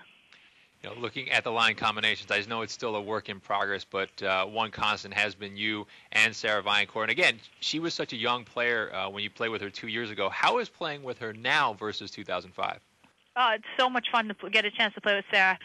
She's just really a dynamic player that really pushes me every time we step on the ice. She's very creative. She's got so much speed and so much talent that I really have to stay on my toes in order to kind of keep up with her. So it's a great challenge for me and a great opportunity for us to get a chance to play together and to feed off of each other. And definitely 2 years out, I think the more you get to play with a certain player, the more you learn their tendencies and the more things click. So this has been a great year so far, and I'm just hoping the rest of the season is going to go just as smoothly. At the same time, I know Coach did a little juggling early, but we have seen some stability, which has been, Katie Johnson as the other wing on your line, and then Jenny Bryan really dropping down to become part of a productive second line and a very veteran third line, if you will, I guess for lack of a better term, with Cyphers and Solly anchoring that. To what extent do you feel that the lines are finding a comfort zone at this point? I think there's still going to be a great deal of shuffling around. I think we're always learning what tendencies people have and what fits best with which combinations. And definitely I expect some of the freshman forwards to step up even more and come into some maybe some bigger roles in some of those lines. So I think there's still some variability there, but I think the great core of the team is really starting to come together and just really set a precedent for the rest of the team that we need to step up our game. We need to focus on the little things, not get too far ahead of ourselves, but just take one shift at a time, one practice at a time, one game at a time. I referenced Jenny Bryan, and that's not a player you played with. It's somebody who came in and made an impact on the team last year, and she's off to a tremendous start this year, and I'm sure there's plenty of jokes in the locker room about that number 9 jersey. But tell me a bit about Jenny Bryan, some of the things that allow her to do what she's able to do. Jenny's an incredible player. This is my first year getting to play with her, and having a chance to play with her on our line, she just does a lot of the little things. She's not one of those flashy players, but it's amazing when you get a chance to play with her. You realize and really appreciate all the little things she does to kind of help help my role on the team and my role out there on the ice so much easier. And anytime you get the puck to her around that net, just like the same with Nicole Corriero, she has this amazing scoring touch to where she's able to finish for us in key situations. And we're going to definitely look towards her later on in the season and our next games to come to really just keep up the hard work and effort that she's puts out every day. Talking with Harvard senior captain Julie Chu. Now, the questions that surround Harvard will more come at the defensive end. And I know the defense is, in some ways, been completely remade because you were playing 3 freshmen last year, and they're a year older. You have new freshmen coming in. You have Caitlin Cahow coming back. Tell me a bit about sort of the Harvard defense and maybe some of the, the keys that you still have to get in place to get where you want to be. Yeah, definitely. I think with our defense, we do have a young defensive squad, but we also have some veteran players in Lindsay Weaver and Caitlin Cahow that are really going to give a great base and for our team to kind of develop from. And where we've started from at the beginning of the season to where we are now, we've made huge strides in the freshmen coming up and really trying to play a great, strong defensive game at this level, at this pace, which can be a difficult transition. So that's been huge, but we still expect them to keep getting better, to making sure that we do a lot of the defensive assignments back there to a T, so that we're really confident. We don't have to really scramble, but rather play our bodies, get the puck, and move it up to the forwards quickly so we can have some great transition as well. Putting things together, where have you or where have the leaders for this team set the bar as far as the full season? Because I know what you're used to. You're used to playing in the NCAA championship game, and even the players who just came in last year, they got a taste of that. They won a conference championship. They played an NCAA tournament. What kind of things are being talked about in terms of goals inside that locker room? Well, we definitely have the same aspirations. I think every year we kind of pride ourselves on being one of the top teams in the nation, but we also understand that doesn't come just by saying we want to be one of the top teams in the nation. That starts with the summer program and working hard there with our strength and conditioning staff, making sure we keep ourselves honest and really pushing ourselves on an individual basis when we're away from the team, which can be really difficult. So based on that summer training, we want to come into the regular school year and get ready into preseason and then move into the regular season. And it's just a building process, and we realize that it's preparation. And it's preparation not just the day before a game, but months in advance that are really going to make the difference. And that's what we've really focused on and what we're focusing on now, to be as prepared as we can anytime we step on the ice so that we can get the most out of that session. Well, so far this season, the focus has been in conference, all the games in the league, 9-1. You will finally step outside the league this weekend, and you do so in one of the really fun rivalries in college hockey. And I'm sure you're getting a few questions about this week, which is you're the last remaining player who played in the game back in 2003 against Minnesota-Duluth. So I know the end result was not what you had hoped for, but it was certainly a special night for the sport, and I think for anyone who took part. What do you remember about that freshman year national championship game at this point? Oh, that game was incredible. I have a lot of friends on the team from Duluth, and then even the ones on Harvard that we keep kind of talking about that game. And it's still one of the coolest sporting events I've gotten a chance to be a part of, and Olympics as well. I'm not going to downplay that as either, but to be able to be in that atmosphere and to have, I think it was maybe 5,500 people there, maybe 100 Harvard fans, devoted Harvard fans, that were just cheering their heads off, and just to have that atmosphere and to see that excitement for women's hockey in the States for college hockey. And it was a great opportunity, and one of those games where at the end of it, yes, I'm disappointed that we lost, but there's a great satisfaction to be a part of something like that, knowing that we left everything on the ice that day, like both teams, and you can definitely take a lot away from that. Well, that was then, and this is now. And for this year's matchup, very interesting as always. You guys off to the good start. Duluth ran into some headwinds a couple weeks, but then all of a sudden went to Wisconsin and picked up a win. What are you expecting to see from the Bulldogs this weekend, and keys to Harvard getting a couple wins on home ice? Well, Duluth is always a really strong team. They always have a lot of speed and a lot of depth to their program, and they definitely have two strong goalies that can come up really big, which can be difference makers. So I expect definitely a battle this weekend. It's not going to be one of those games where it's going to be a blowout on either end, and it's going to just be what team's really willing to pay the price in front of the net to get at those rebounds, because the goalies are good enough to make the first save, but it's going to be key to get at those rebounds and key to really get that extra effort to get the puck deep, get the puck out of the zone. The little things are going to be the difference in this two-game series. And before I let you go, let's talk some national team topics. I know there are a lot of people who are interested in that. Team USA undergoing some changes. But first, tell me about 2006. For you, it was a different experience, I would imagine, from when you were coming out of high school and just starting out as sort of the wide-eyed youngster in 2001, 2002. And from the outside, I think a lot of people would have viewed the 2006 experience as a difficult one for Team USA. So take me to the inside. What are some of the things that define 2006 for you at this point? I think for me on a personal level, I think I was able to enjoy the details a little bit more, like the little things. When you're there in the 2002 games, and you're in high school still, pretty much, and it's just a whirlwind of experiences, so you're almost overwhelmed by everything. So now I get a chance to come back 4 years later when you're a little older, you know what to expect, and just come in and take a little bit more of a leadership role, and now see our younger players go through the same thing I did in 2002. So that for me was a great experience to be able to kind of help them and guide them through that, but then also feed off of them and the energy they have from it being their first experience. And as far as the team, yeah, we were disappointed in our efforts, but there's a lot of great things that did come out with it. Like, I'm still really great friends with a lot of my teammates. When you train and you go through something like that together where you're putting yourself out there, and we might not have gotten the results we got, but we all gave it our best. And we all took a lot away from that in the honor of being able to represent our country. So I think just being able to have that experience and to appreciate those and to see where our team did go, and regardless of falling short, to be proud and hold our heads up high, and how we responded after we lost in that semifinal game to come back and play a strong game against Finland in the bronze medal game. Let me ask you then about this year's incarnation of Team USA, which was very different. Saw a number of high school players making their debuts, some younger college players getting a chance. You, in some ways, began to screen as one of the oldest, most experienced players on the team. So tell me about the Four Nations Cup and maybe the approach that the players and the organization is taking over this next Olympic cycle. I'm really excited to see where our team's headed, and I think we've already taken some great strides towards the right direction.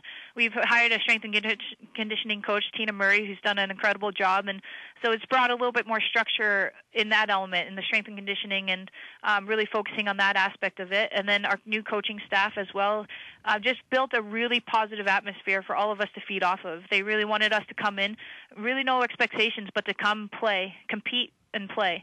And I think everyone came in and really enjoyed their experience there and really took away a lot from it. And definitely having a lot of the young players, I think right now our focus is building the player pool. And that starts with the high school players, because in 4 years, some of those guys are going to be in college and they're going to be at their prime, or they're going to start coming into their prime, and we're going to need them to be key factors. thoughts of Harvard co-captain Julie Chu, who incidentally was injured in the second period. And that is one of the major storylines right now.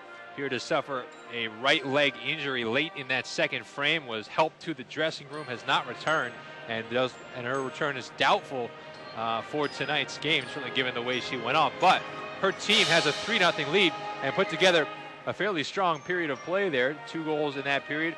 Caitlin Cahow, second of the game, but really the story on that play, all Sarah Viancourt. 3 indirect passes to herself around UMD defenders to go the distance, and Cahow following up for her 4th of the season from Viancourt at 9:55. And then a little bit of a gift from Kim Martine late. With Harvard skating on the power play, Martine came out of her net to play a puck, and as she tried to throw it to her defender, actually turned it over, gave it right to Katie Johnston, who set up Jenny Bryan in front for Bryan, her 17th goal of the year and 13th, the nation's leading total on the power play. Harvard 3-0 after 2. Crimson with a 14-3 shots on goal advantage in that middle frame. Now 22-12 for the evening for Harvard. So Angela Ruggiero, Harvard has a 3-0 lead, looking pretty good right here, although they will presumably have to go the remainder of this one without Julie Chu. You know what? They have a lot of depth. They're going to miss Julie right now, but I think what they have to do with a 3-0 lead, get the puck, dump it, force Duluth to tire themselves out and just play smart defense. You have 3 goals. You don't need any more. You got, especially it's going to be hard to get a goal. And I think Coach Stone is saying, let's go out there, if we have Julie Chu, if we don't, let's roll our lines and just play smart defense. Of course, even if, say, Julie Chu's injury is minor to moderate and she only has to miss a couple of weeks, these are probably the worst weeks for her to miss from a team perspective. You got the UMD series, you have UNH, Providence, Connecticut, Dartmouth. I mean, they have a tough slate of games heading into the Christmas holidays. So we'll see what Julie Chu's status winds up being. And certainly for the game's sake, you hope for the best. It's one of the best players in the world, and the sport leads all the talent it can get on the ice this season. But for tonight, at least, it looks like Harvard's going to try to finish out their first ever sweep of Minnesota-Duluth without Julie Chu. For Duluth, anything you can see they can do. I mean, they got off to a pretty good start to the period, but really, once Harvard kind of popped that second goal, it seemed like Crimson continually tilted the rink. What can they do to get back in this one? Well, they're doing a good job of cycling when they're actually in the Harvard zone, of cycling the puck and controlling it and creating good passes right through the middle of the ice. But they're not getting enough shots. I mean, right now they only have 12 shots. They're going to need a lot more than that. They're going to get that first shot, but that second shot is the most important one right now. And right now we see there's a goalie change up, and that's going to be huge right now. It goes back to the issue I raised at the end of the second period, which is those are the kinds of plays, mistakes. It's not always bad goals, but that was a bad goal because Martine gave the puck to Harvard and turned a 2-0 game into a 3-0 game. And so you heard Shannon Miller tell us that she's going to ride the hot hand. And when the hot hand goes cold, she's going to make a change. So Martine made a critical mistake late in the second. And Arita Schäuble, the first team All-American from a year ago, comes out to start this third period. So Schäuble, who had essentially lost the #1 job after a subpar showing against Minnesota State 2 weeks ago, now back in nets to start this third period. And sometimes that's all you need. Coach Miller probably is thinking, what can I do to get a little spark in my team? They need 3 goals. Changing up the goaltending is always a way to do it. So let's see if they respond. They do win the opening draw here in the third period. So it looks like Jenny Bryan has now moved up to center Sarah Viancourt and Sarah Wilson. So that'll eat a little bit into Harvard's depth down the middle with Julie Chu absent. Puck dished in front. Viancourt hands on to Sarah Wilson, and Wilson toning it on left wing, gains center ice. Wilson bodies through a check as she hits the UMD line, staying with it to the corner as they go on 2-on-1. Viancourt and Wilson against Ashley Wagner. Bryan comes over to help out. Wilson has some room to play make from an angle, trying to throw it to the front, denied by Wagner. Bryan cycles to Viancourt in the corner. Viancourt spun off the puck by Marin, and Sarah Murray up to the blue line and out. Marin skating forward cautiously to center, hits Ellen Homelove, stick handling along the Harvard blue line. Crimson turn it out quickly, but it's taken now by Tuominen, and Tuominen backhands it from the boards toward Christina Kessler, who gets an easy cover. Harvard's just got to get the puck and make the simple play. Get it in deep, and I think Duluth, they have a lot of legs right now. There's a lot of energy out there, and they have to just skate with the puck and get it and keep it in Harvard's zone. Face off to Kessler's left. Harvard doing an excellent job on the faceoff circle, but Julie Chu, recall, was 10 for 13 on the draw, and she's no longer available. UMD with the puck at center. It's Blay, and here comes the line that has looked very effective for UMD tonight. Tuomainen, Blay, and Lonzel. Effective particularly in cycling as Jill Sales helps them hold it along the boards. Puck thrown to the front, but only Harvard skaters down there, and Corey Bassett chops it out to neutral ice. Trepanier, D to Jill Sales. Sales up to Tuomainen. Tuomainen saucers ahead, hoping for Lonzo. Went behind the intended receiver. Blay provides support on the right wing side. She gets it to the Harvard zone. A loose puck gathered by Katie Johnston, who slaps it free. But it's taken by Rasmussen for the Bulldogs, and Rasmussen puts it deep to the corner of the Harvard zone. A minute and a half gone in the third period. 3-0 Crimson as Corey Bassett went down on top of the puck. We get a whistle. That second line for Duluth has been, I think, the most effective we've seen. They're just charging ahead. Blay, lots of legs on her. She's forward from Quebec, just power forward. You see, just like Kazumi, and maybe she's taking a couple tips from her. UMD trying to create a chance down low is Tawny Madela. She backhands it to the slot. Broken up and cleared by Katie Johnston. Madela back at center. Flops it far side to Karen Demule. And Demule lobs deep to the Harvard end where it's fielded by Lindsay Weaver. Weaver bumped off the puck as Rasmussen takes. Weaver gets back into the play. They both go down, Rasmussen and Weaver. UMD has possession. Centering pass is broken up. Here comes Randy Griffin. And Griffin, with help from Katie Johnson, is able to finesse the puck into neutral ice. Handled by Ashley Wagner over to Tawny Madela, and Madela dumps it down on right wing as UMD goes for wholesale changes. Katie Vaughn hooks down Demule behind the cage, and that's going to be a penalty on Vaughn. So Minnesota-Duluth down 3-0, receives an early power play here. 2.5 gone in the third, 3-0 Harvard. That was a nice play by Duluth. Just like when Solly drew the penalty before, now it's on the flip side for Duluth. You get the puck. In women's hockey, if you just skate hard sometimes, either you're going to be able to go to the net or you're going to draw a penalty, and we just saw that behind the net. So Demule draws 2 on Vaughn, and Marin comes out to take the draw opposite Brine to the right of Christina Kessler. Incidentally, even though Kim Martin has been lifted for Schäuble, Martin made the more brilliant stops tonight. Kessler's been cool, calm, and collected, has the freshman, and shutting down everything that has come her way as Sarah Wilson, short-handed, floats one towards Schäuble, who gets her first touch on the stick save. Wilson blocked up in the corner with home love as Marin skates away with the puck on right wing, angled off by Sarah Viancourt, and Viancourt works it free. Rink wide looking for Slouzis, broken up by Emmanuel Blay. Blay's feed in turn chipped by Wilson out to center, and Rasmussen will look to reset, dipping it back to home left just inside the Bulldog blue line. A long saucer pass off the mark, broken up as Blay is feeling heat in the neutral zone from Solly. Solly works her off her skates and chops the puck into the UMD end. Now it's Kazumi circling to the center of the ice surface. Kazumi using those great wheels to motor through the middle. On right wing, dishes to Lonzel. Lonzel over the line, pulls up, waits for help as she's wrestled to the boards by Cahow. Harvard slaps it free, and Cyphers able to get it to center. Trepanier cruising along the red line. The angle's to the zone, but it's intercepted and blasted out by Cahow once again. With now 52 seconds to go on the Katie Vaughn minor penalty. Harvard still with a 3-0 lead. Cahow with a pair of goals.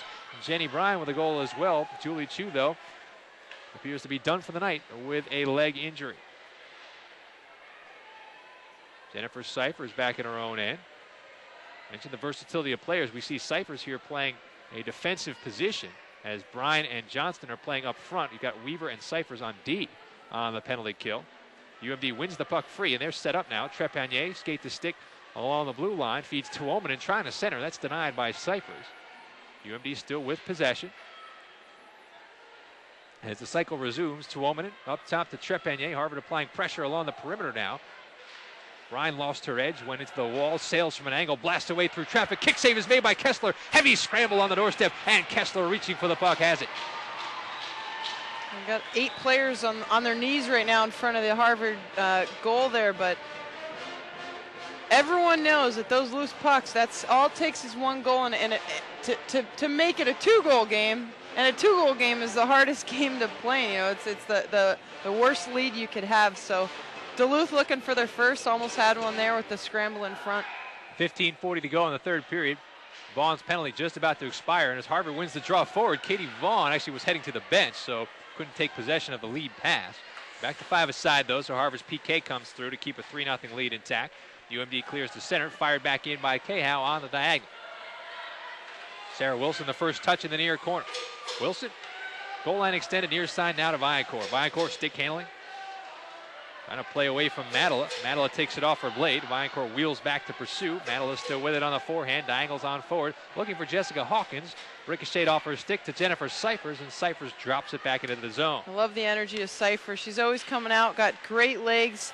She's a tall kid, but uses those long legs to generate a lot of speed and power. Kazumi, nice move, sets up Homelove. Homelove with a wrist shot. Pad saved by Kessler off a beautiful play make by Jessica Kazumi. Harvard gets the clear, and the foot race is on. Icing waved off. As Laura Brady now chasing after Miriam Trepanier.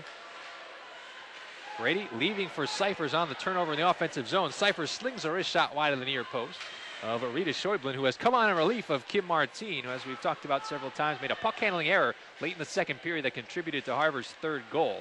And Schäuble has come on to start this third frame with her team down 3-0 and facing a weekend sweep that would put them 1-6-1 in their last 8, and they don't have a gimme next weekend. They're playing an Ohio State team that actually has the longest unbeaten streak in the country right now. So UMD, a perennial power, has run into some tough sledding in recent weeks. Tuomanen lobbing on ahead, hoping for Alonso, went through her stick and down as Cahow tracks it in the corner of the defensive zone. Lost her edge, did Cahow. Cahow back up though, and we'll get to it in the corner, wrapping it off the wall. Viacore chipping after it.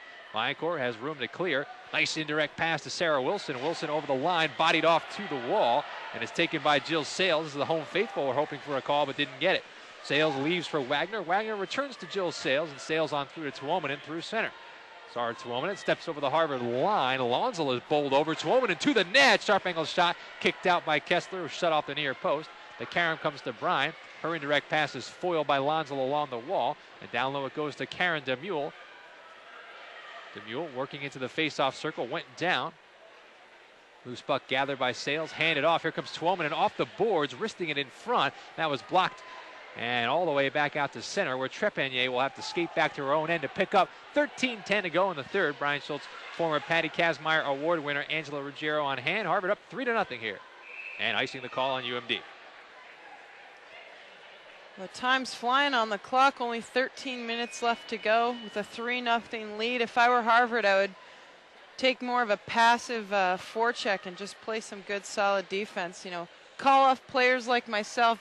Don't rush the puck. Just stay back. Be smart out here and hold off, because there's a lot of energy right now coming from Duluth. You couldn't go 13 minutes without rushing the puck, though. You know what? These days, good, solid defense. That's my motto now. Off the draw, Katie Vaughn to Katie Johnston. Johnston was the one who intercepted the Martin clearance at the end of the second period to set up Jenny Bryan for that third goal. It has Harvard up 3-0. Randy Griffin, freshman out of North Carolina, hockey hotbed. Randy Griffin, freshman forward, playing down low. UMD gets the clear. Fired back in from center. D-to-D for the Bulldogs. Trepanier up right wing to Sarah O'Toole. O'Toole, nice pass through center to Ellen Homelove. Homelove from distance, wrist shot, sticked aside by Kessler. 2-on-2 scrap in the corner. Cyphers now matched up with Noemi Marin. Marin trying to find room against the Harvard co-captain. Tough to come by. Cyphers an accomplished defensive forward, but now Marin trying to power her way to goal and drew the penalty on Cyphers. So good tenacity by Marin as she's hauled down. Cyphers to the box. UMD to the power play with 12-11 to go in the third. That was a tough play. Cyphers clearly going for the puck there, but when two players fall and one's an offensive player, one's a defensive player, I should know it. The defenseman usually gets the call, but you know, this is a great opportunity for Duluth to try to get a goal here on the power play. So Duluth looking for their first goal tonight, and if they can get it to 2, then of course it's back to that tenuous 2-goal lead in hockey. The draw to Kessler's left. Kessler's made a couple of fine stops, but best of all, for Harvard's perspective, she's made everything just look very easy back there. Yeah, she's done a great job with the rebounds, and obviously that's one of the big things. She's popping on her own rebounds and just seeing really, like you said, calm and collected back there. And that does a lot for the defense when you know your goalie's hot that night and confident. You can feel that. It continues to be a give and take between Harvard's two goaltenders who are in a platoon. Brittany Martin last night made 19 saves, including a big glove stop when the game was hanging in the balance, so she continues to play well in her sophomore season. And Kessler making her third start. Gave up 1 goal to Brown in her collegiate debut. Shut out Princeton. Came up big in the first period of that game, 15 for 15 a week ago, and now clean sheet thus far. Blade trying to change that, but her one-timer was blocked in the low slot. UMD still with power play time here, and they're working the perimeter. Lonzel. Now Trepanier up top.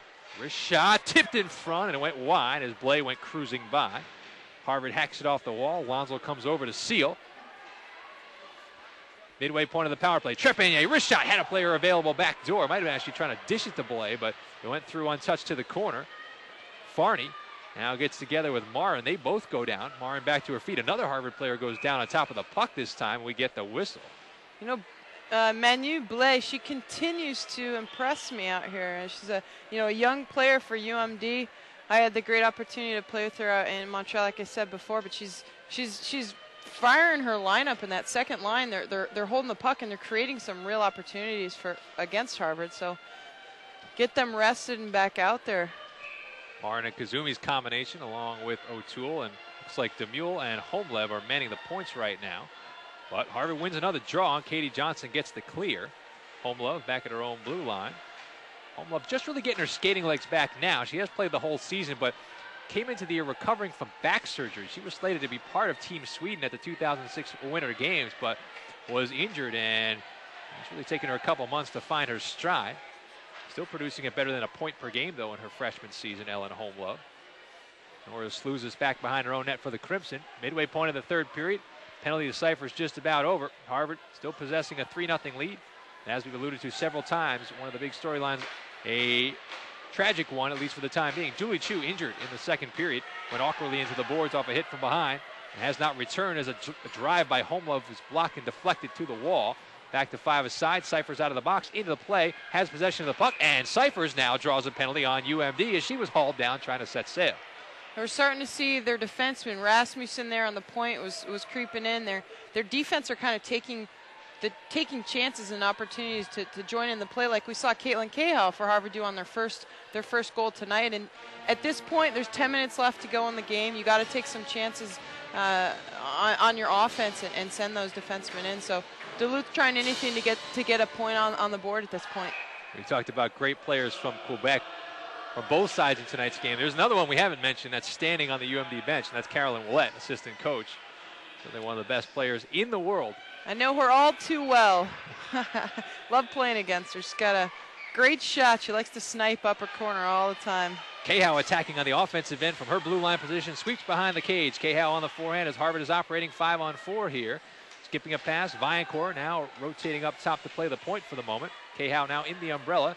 Swinging to Bassett outside the far ring. Corey Bassett back to Cahow. Bryan is set up. The drive. Saved by Schäuble. Rebound. Bassett fires away. Kick saved by Schäuble. Viancourt on the follow. Maneuvers to the down low area. And Viancourt head on a swivel. Sweeps out the near side. Handing to Jenny Bryan below the end line. Right back to Viancourt on the forehand. Saucers a pass to Bassett. Turning backhander as Johnston was down low. Came up empty on the attempt. Katie Johnston up top, Caitlin Cahow. Cahow steps into a drive, blocked in front nicely by Sarah Murray, and Murray holds her ground to get the clear. You know what? All 5 players on the Harvard power play just then were showing a lot of poise. They're not wasting their shots. They're really creating good opportunities. And, if they have a bad angle shot, they're waiting a half a second longer for someone else to get right in the slot. And a couple good chances there, especially by Johnson there. 8:45 to go in the third. 40 seconds to go on the penalty to Emmanuel Blais. Harvard still with a 3-0 lead. 2 goals for Caitlin Cahow and a power play tally for Jenny Bryan as well. Harvard won game 1 3-1. They lead game 2 3-2, and it's going to be 5-on-3 as here comes Cyphers firing away. Pad saved by Schäuble. UMD touches up, but a trip is going to be called in the neutral zone. It's going to be 5-on-3 for 25 seconds. Cyphers decided to take that shot there. We had Lindsay Weaver cutting down on the opposite side, a defenseman, great player. Took an opportunity to join the play and, might have caused a little bit of more energy, but Cyphers took a good blast and Duluth cleared the front. So 5-on-3 for 25 seconds. Harvard looking for a possible knockout punch here. Looks like Marin, Kazumi, and Wagner opposite Bryan, Cahow, Wilson, Viancourt, and Bassett. Bryan wins the draw cleanly. Bassett setting up. Taking a couple steps in. Viancourt, big one-timer. Kick save is made. A lively rebound to Kazumi, who's able to find the angle and clear. Looks like Wilson got a little shook up. She grabbed her head after that, but she's back up on her feet. Long headman pass to Wilson along the blue stripe. Final ticks of the 5-on-3. Long distance shot. Schäuble actually left it in front with Bryan on the doorstep, but swatted away to the boards in the nick of time. Bassett in front. Viancourt in the high slot, wheeling away from traffic, feeling pressure from Blade just out of the box. It's still 5-on-4 as Viancourt maneuvers to the corner and looks to play make from there. Jenny Bryan back to Viancourt. Viancourt returning to Bryan. Bryan from an angle golfed it in front. Went through to the far wall. Caitlin Cahow on the loose puck. Kicks it out to Bassett, but it skips off her stick to center with 1:10 to go on the second penalty to UMD, which went to Jill Sales. Harvard still with a 3-0 lead. Nearly a turnover for some shorthanded offense as it is. Trepanier blasts it down the ice once again, and Bassett retrieves it and retreats behind her own net with Tuomainen peeling off on the forecheck. Duluth doing a great job tonight, killing both their 5-on-3s. Rasmussen still possessing the puck in her own end now as Johnson harassing from behind. Wound around, not hard enough. It's held by Katie Vaughn at the point. Trying to one-hand it down the wall. Stolen and cleared by Tuomainen. Lindsay Weaver corrals it behind her own net. Alonso comes in to apply the forecheck. The snap pass to Cyphers, trying to skate out of harm's way. Cyphers beats O'Toole through center. Jennifer Cyphers still with the puck, leaving now for Jenny Bryan along the wall. Bryan maneuvering down low, hands to Cyphers behind the net. Cyphers trying to return to Bryan, poked away by Rasmussen, but Bryan gets it in the corner and skips it up top to Weaver. Weaver, Cyphers skipping a pass. Now Vaughn, short windup. In front was Bryan, and she missed on the tip attempt as Vaughn kept the shot low. Cyphers rotates it back up to Weaver, fakes the shot, deals back to Cyphers. Cyphers angles it towards Schäuble. It was going wide, but Schäuble makes the catch. You know, I was just looking at Bryan there. I'm thinking, how does this kid have 13 power play goals? And you know what? She's really smart. She kind of hangs out on the side of the net, waits for the right opportunity, and then jumps in front. You see a lot of forwards that just stand in front of the net, waiting for that rebound. Bryan hops at the right opportunity, and it's fun to watch. Has a goal and an assist tonight, does Jenny Bryan. Had a goal last night as well. Harvard operating 5-on-5 now in the offensive zone as Randy Griffin pivots against Sarah Murray. It's taken off the boards by Noemi Martin, who swings it into space. Too far for Ellen Homelove. And Nora Slouzis, the first touch to it back in her own zone. Slouzis, short pass to Solly. Liza Solly on to Katie Johnson, who got to center but no further. Dispossessed by Ellen Homelove. Her pass in turn intercepted by Solly. And Solly chips it on right wing to Randy Griffin, who gets the dump down at the end of her shift. Sarah Murray back behind her own net. On the right wing side of Kazumi, back to Murray. Murray headed off by Viancourt on the forecheck. Got it to the red line where it's intercepted by Cahow. Cahow running into a couple of UMD players who were headed off on a change, and Harvard will reset from their own end as Bassett takes over, handing to Bryan. Bryan, a dangerous blind pass, intercepted by Alonso. Slips one defender, slips two defenders on the backhand, and Kessler comes across to make the save. Nice little head fake left and right to get into the net there and get a good backhand shot. Kayla Alonso, 5'2", member of the German national team. Showing her stick handling prowess there, but Kessler again in the right position to make what looks like an easy save. Actually make a more difficult save look like an easy save, and she keeps her clean sheet going with 5:25 to go in the third period, and Harvard up 3-0. 2 goals by Caitlin Cahow and a goal by Jenny Bryan, although Julie Chu has been lost to injury in the second period and has not returned. Jamie Rasmussen in the neutral zone. Puts 1 foot through center and slings it deep to the Harvard end as Lindsay Weaver chips it up the wall where it's taken by Tuomainen. Tuomainen and Blay out there together down low, but worked free by the Crimson and intercepted by Trepanier along the blue line. A wrist shot from long range. Kessler swats it aside. Vaughn on the carom. Up the wall to Brenna McLean, and McLean on the backhand skates it free. And here comes Sarah Viancourt with great speed, cutting to the center. Viancourt turning on the jet, trying to beat the defender wide. Viancourt still has it down low, is tripped up. And there's the penalty as the speed of Viancourt just too much for a defender to sustain keeping with her for any length of time. And Trepanier hits the box. Harvard to the power play. In a situation like that, you have a forward coming in with a full head of steam and a tricky head of steam with her, her shiftiness. You really just have to get your body in front of him. Anytime you pick up your stick like that, you're going to draw a penalty. And Viancourt obviously did just that. She went hard to the net and drew a penalty. So right here, we have about almost less than 5 minutes left to go in the game. Harvard's on the power play. This is huge. They can. I don't think they should be too aggressive on it. They don't necessarily need another goal. Be smart defensively, but maybe give an opportunity to their second power play, as we see out here right now, to get some chances. Vaughn with a drive. It's blocked. Randy Griffin, wrist shot in front. Batted just wide by Jennifer Cyphers as the bouncing puck rolled through the crease area, and Tawny Matala gets the clear. Kessler quickly out of her net. One times it up to Katie Vaughn. Vaughn on the pivot. Right wing side to Cyphers. Cyphers trying to get through to Solly. That was broken up nicely by Jill Sales, and Harvard will reset from its own end. With 1:25 to go on the power play, coming up on 4 to go in the third period. Crimson up 3-0. Looking for the sweep against Minnesota-Duluth as Noemi Marin hammers it hard off the wall and down. Kessler just stops the puck this time to Cahow. Cahow slams on the brakes. Takes a deep breath and comes up the center of the ice surface. Headman pass on right wing too far for Corey Bassett. So Harvard stalled once again as Cahow pries it free along the blue line, trying to hit Bassett on a short distance pass this time. That rolled off her stick right to Sarah O'Toole. And Harvard sputtering on the man advantage right now with 50 seconds to work with. But as Angela alluded to, no need for over-aggressive play with Harvard up by a trifecta. And through center comes the ever-dangerous Viancourt. Viancourt splits two defenders. Viancourt to the front, on the backhand. Oh, what a move, and she scores! Sarah Viancourt once again, a highlight show sequence to give Harvard a 4-0 lead. What a pretty goal.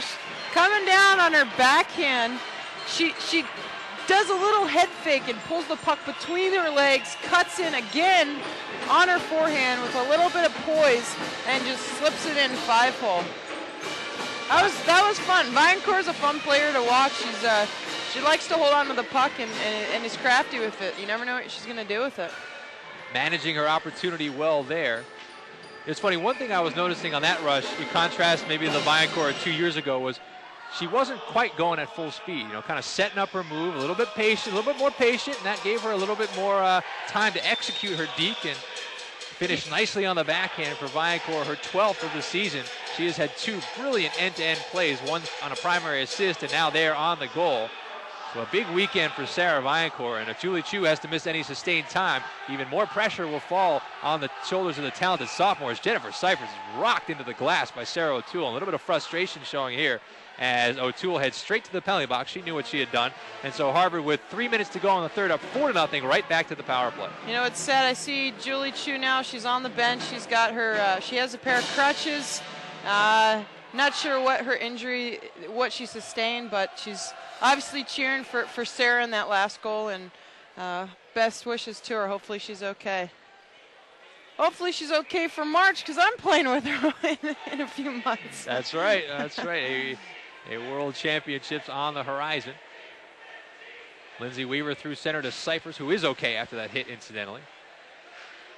Imagine with Chu's injury, it'd be one of the things you won't really know for a few days. You'll probably if there's looks like there probably would be some swelling if she's on crutches. They'll probably let that go down and then take a look, and Harvard will just hope for the best. They've already caught 1 break, incidentally, on the injury front. Remember, Christina Kessler, as Trepanier tries to create a chance through center that's warded off by Weaver.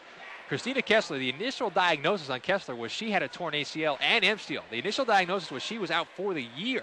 And then a second opinion, as she was about to have surgery, revealed that in fact she had not torn her ACL, and she was able to just miss over a month and get back on the ice in mid-November, as it looks like we've got another penalty here. This one, a hooking call again on Duluth, so Kazumi off, and Harvard another 5-on-3 as the penalties once again, as they did a night ago, mounting for this UMD Bulldog team. Harvard up 4-0, looking to close things out on the power play. This is huge. This is a huge game for Harvard to, to possibly sweep here, kill the next 2 minutes off. A sweep for Harvard this weekend of Duluth. Like you said, it hasn't happened before, and coming off a great season last year, adding players like Viancourt, Chu, and Cahow, and now coming off of 2 wins Duluth. It's big for Harvard. Cahow, one-timer, rockets it wide of the near post. Cahow's looking for the hat trick.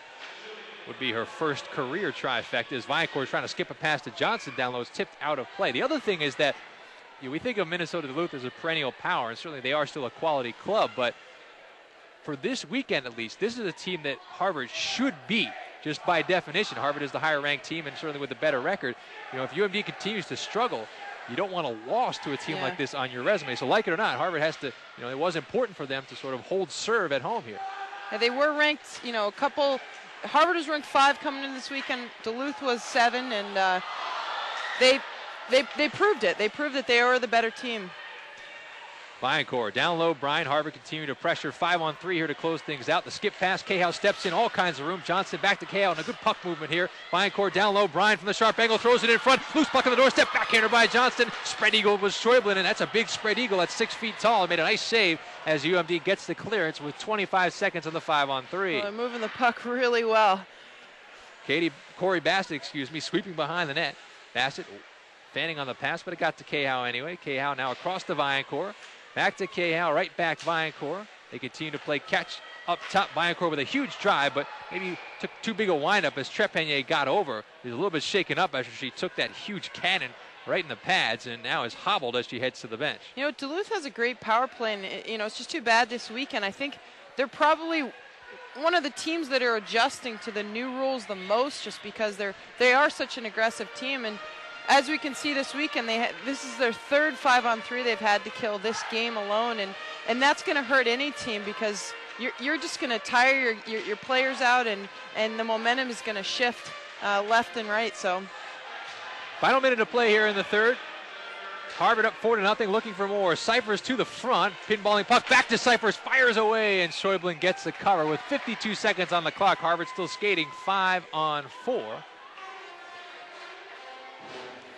Want Cyphers to get one here. Got to give a little shout out to these kids. They were freshmen when I was a senior. You got Eliza Solly, Lindsay Weaver, Chrissy Johnson, Cyphers. They're good players, and it's exciting to see them and the leadership that they've brought to this team this year.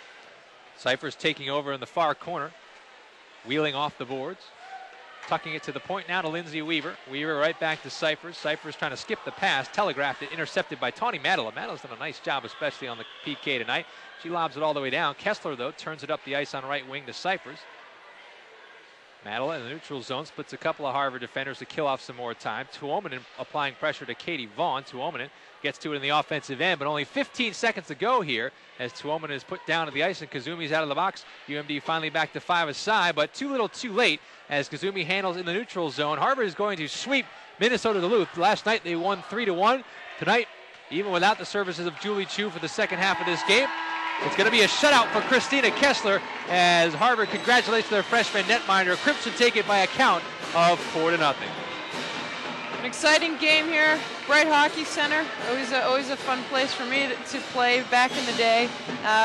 Duluth, you know what? They went hard the entire night. Have to give them credit. They played hard, just a couple of penalties, and Harvard buried their rebounds early on, and that seemed to be the deciding factor, getting momentum shifting in their direction. So Harvard wins it by a count of 4-0. We'll step aside for commercial break. On the other side, we will recap the scoring. I'm going to have Angela try to pick her 3 stars of the game from tonight's action, and then we'll clear on out of here. Harvard sweeps. They improve to 11-1 on the season. Minnesota-Duluth continues to struggle against a tough schedule. Now 9-6-1 on the year. We'll take a quick break and come back for the recap from Bright Hockey Center.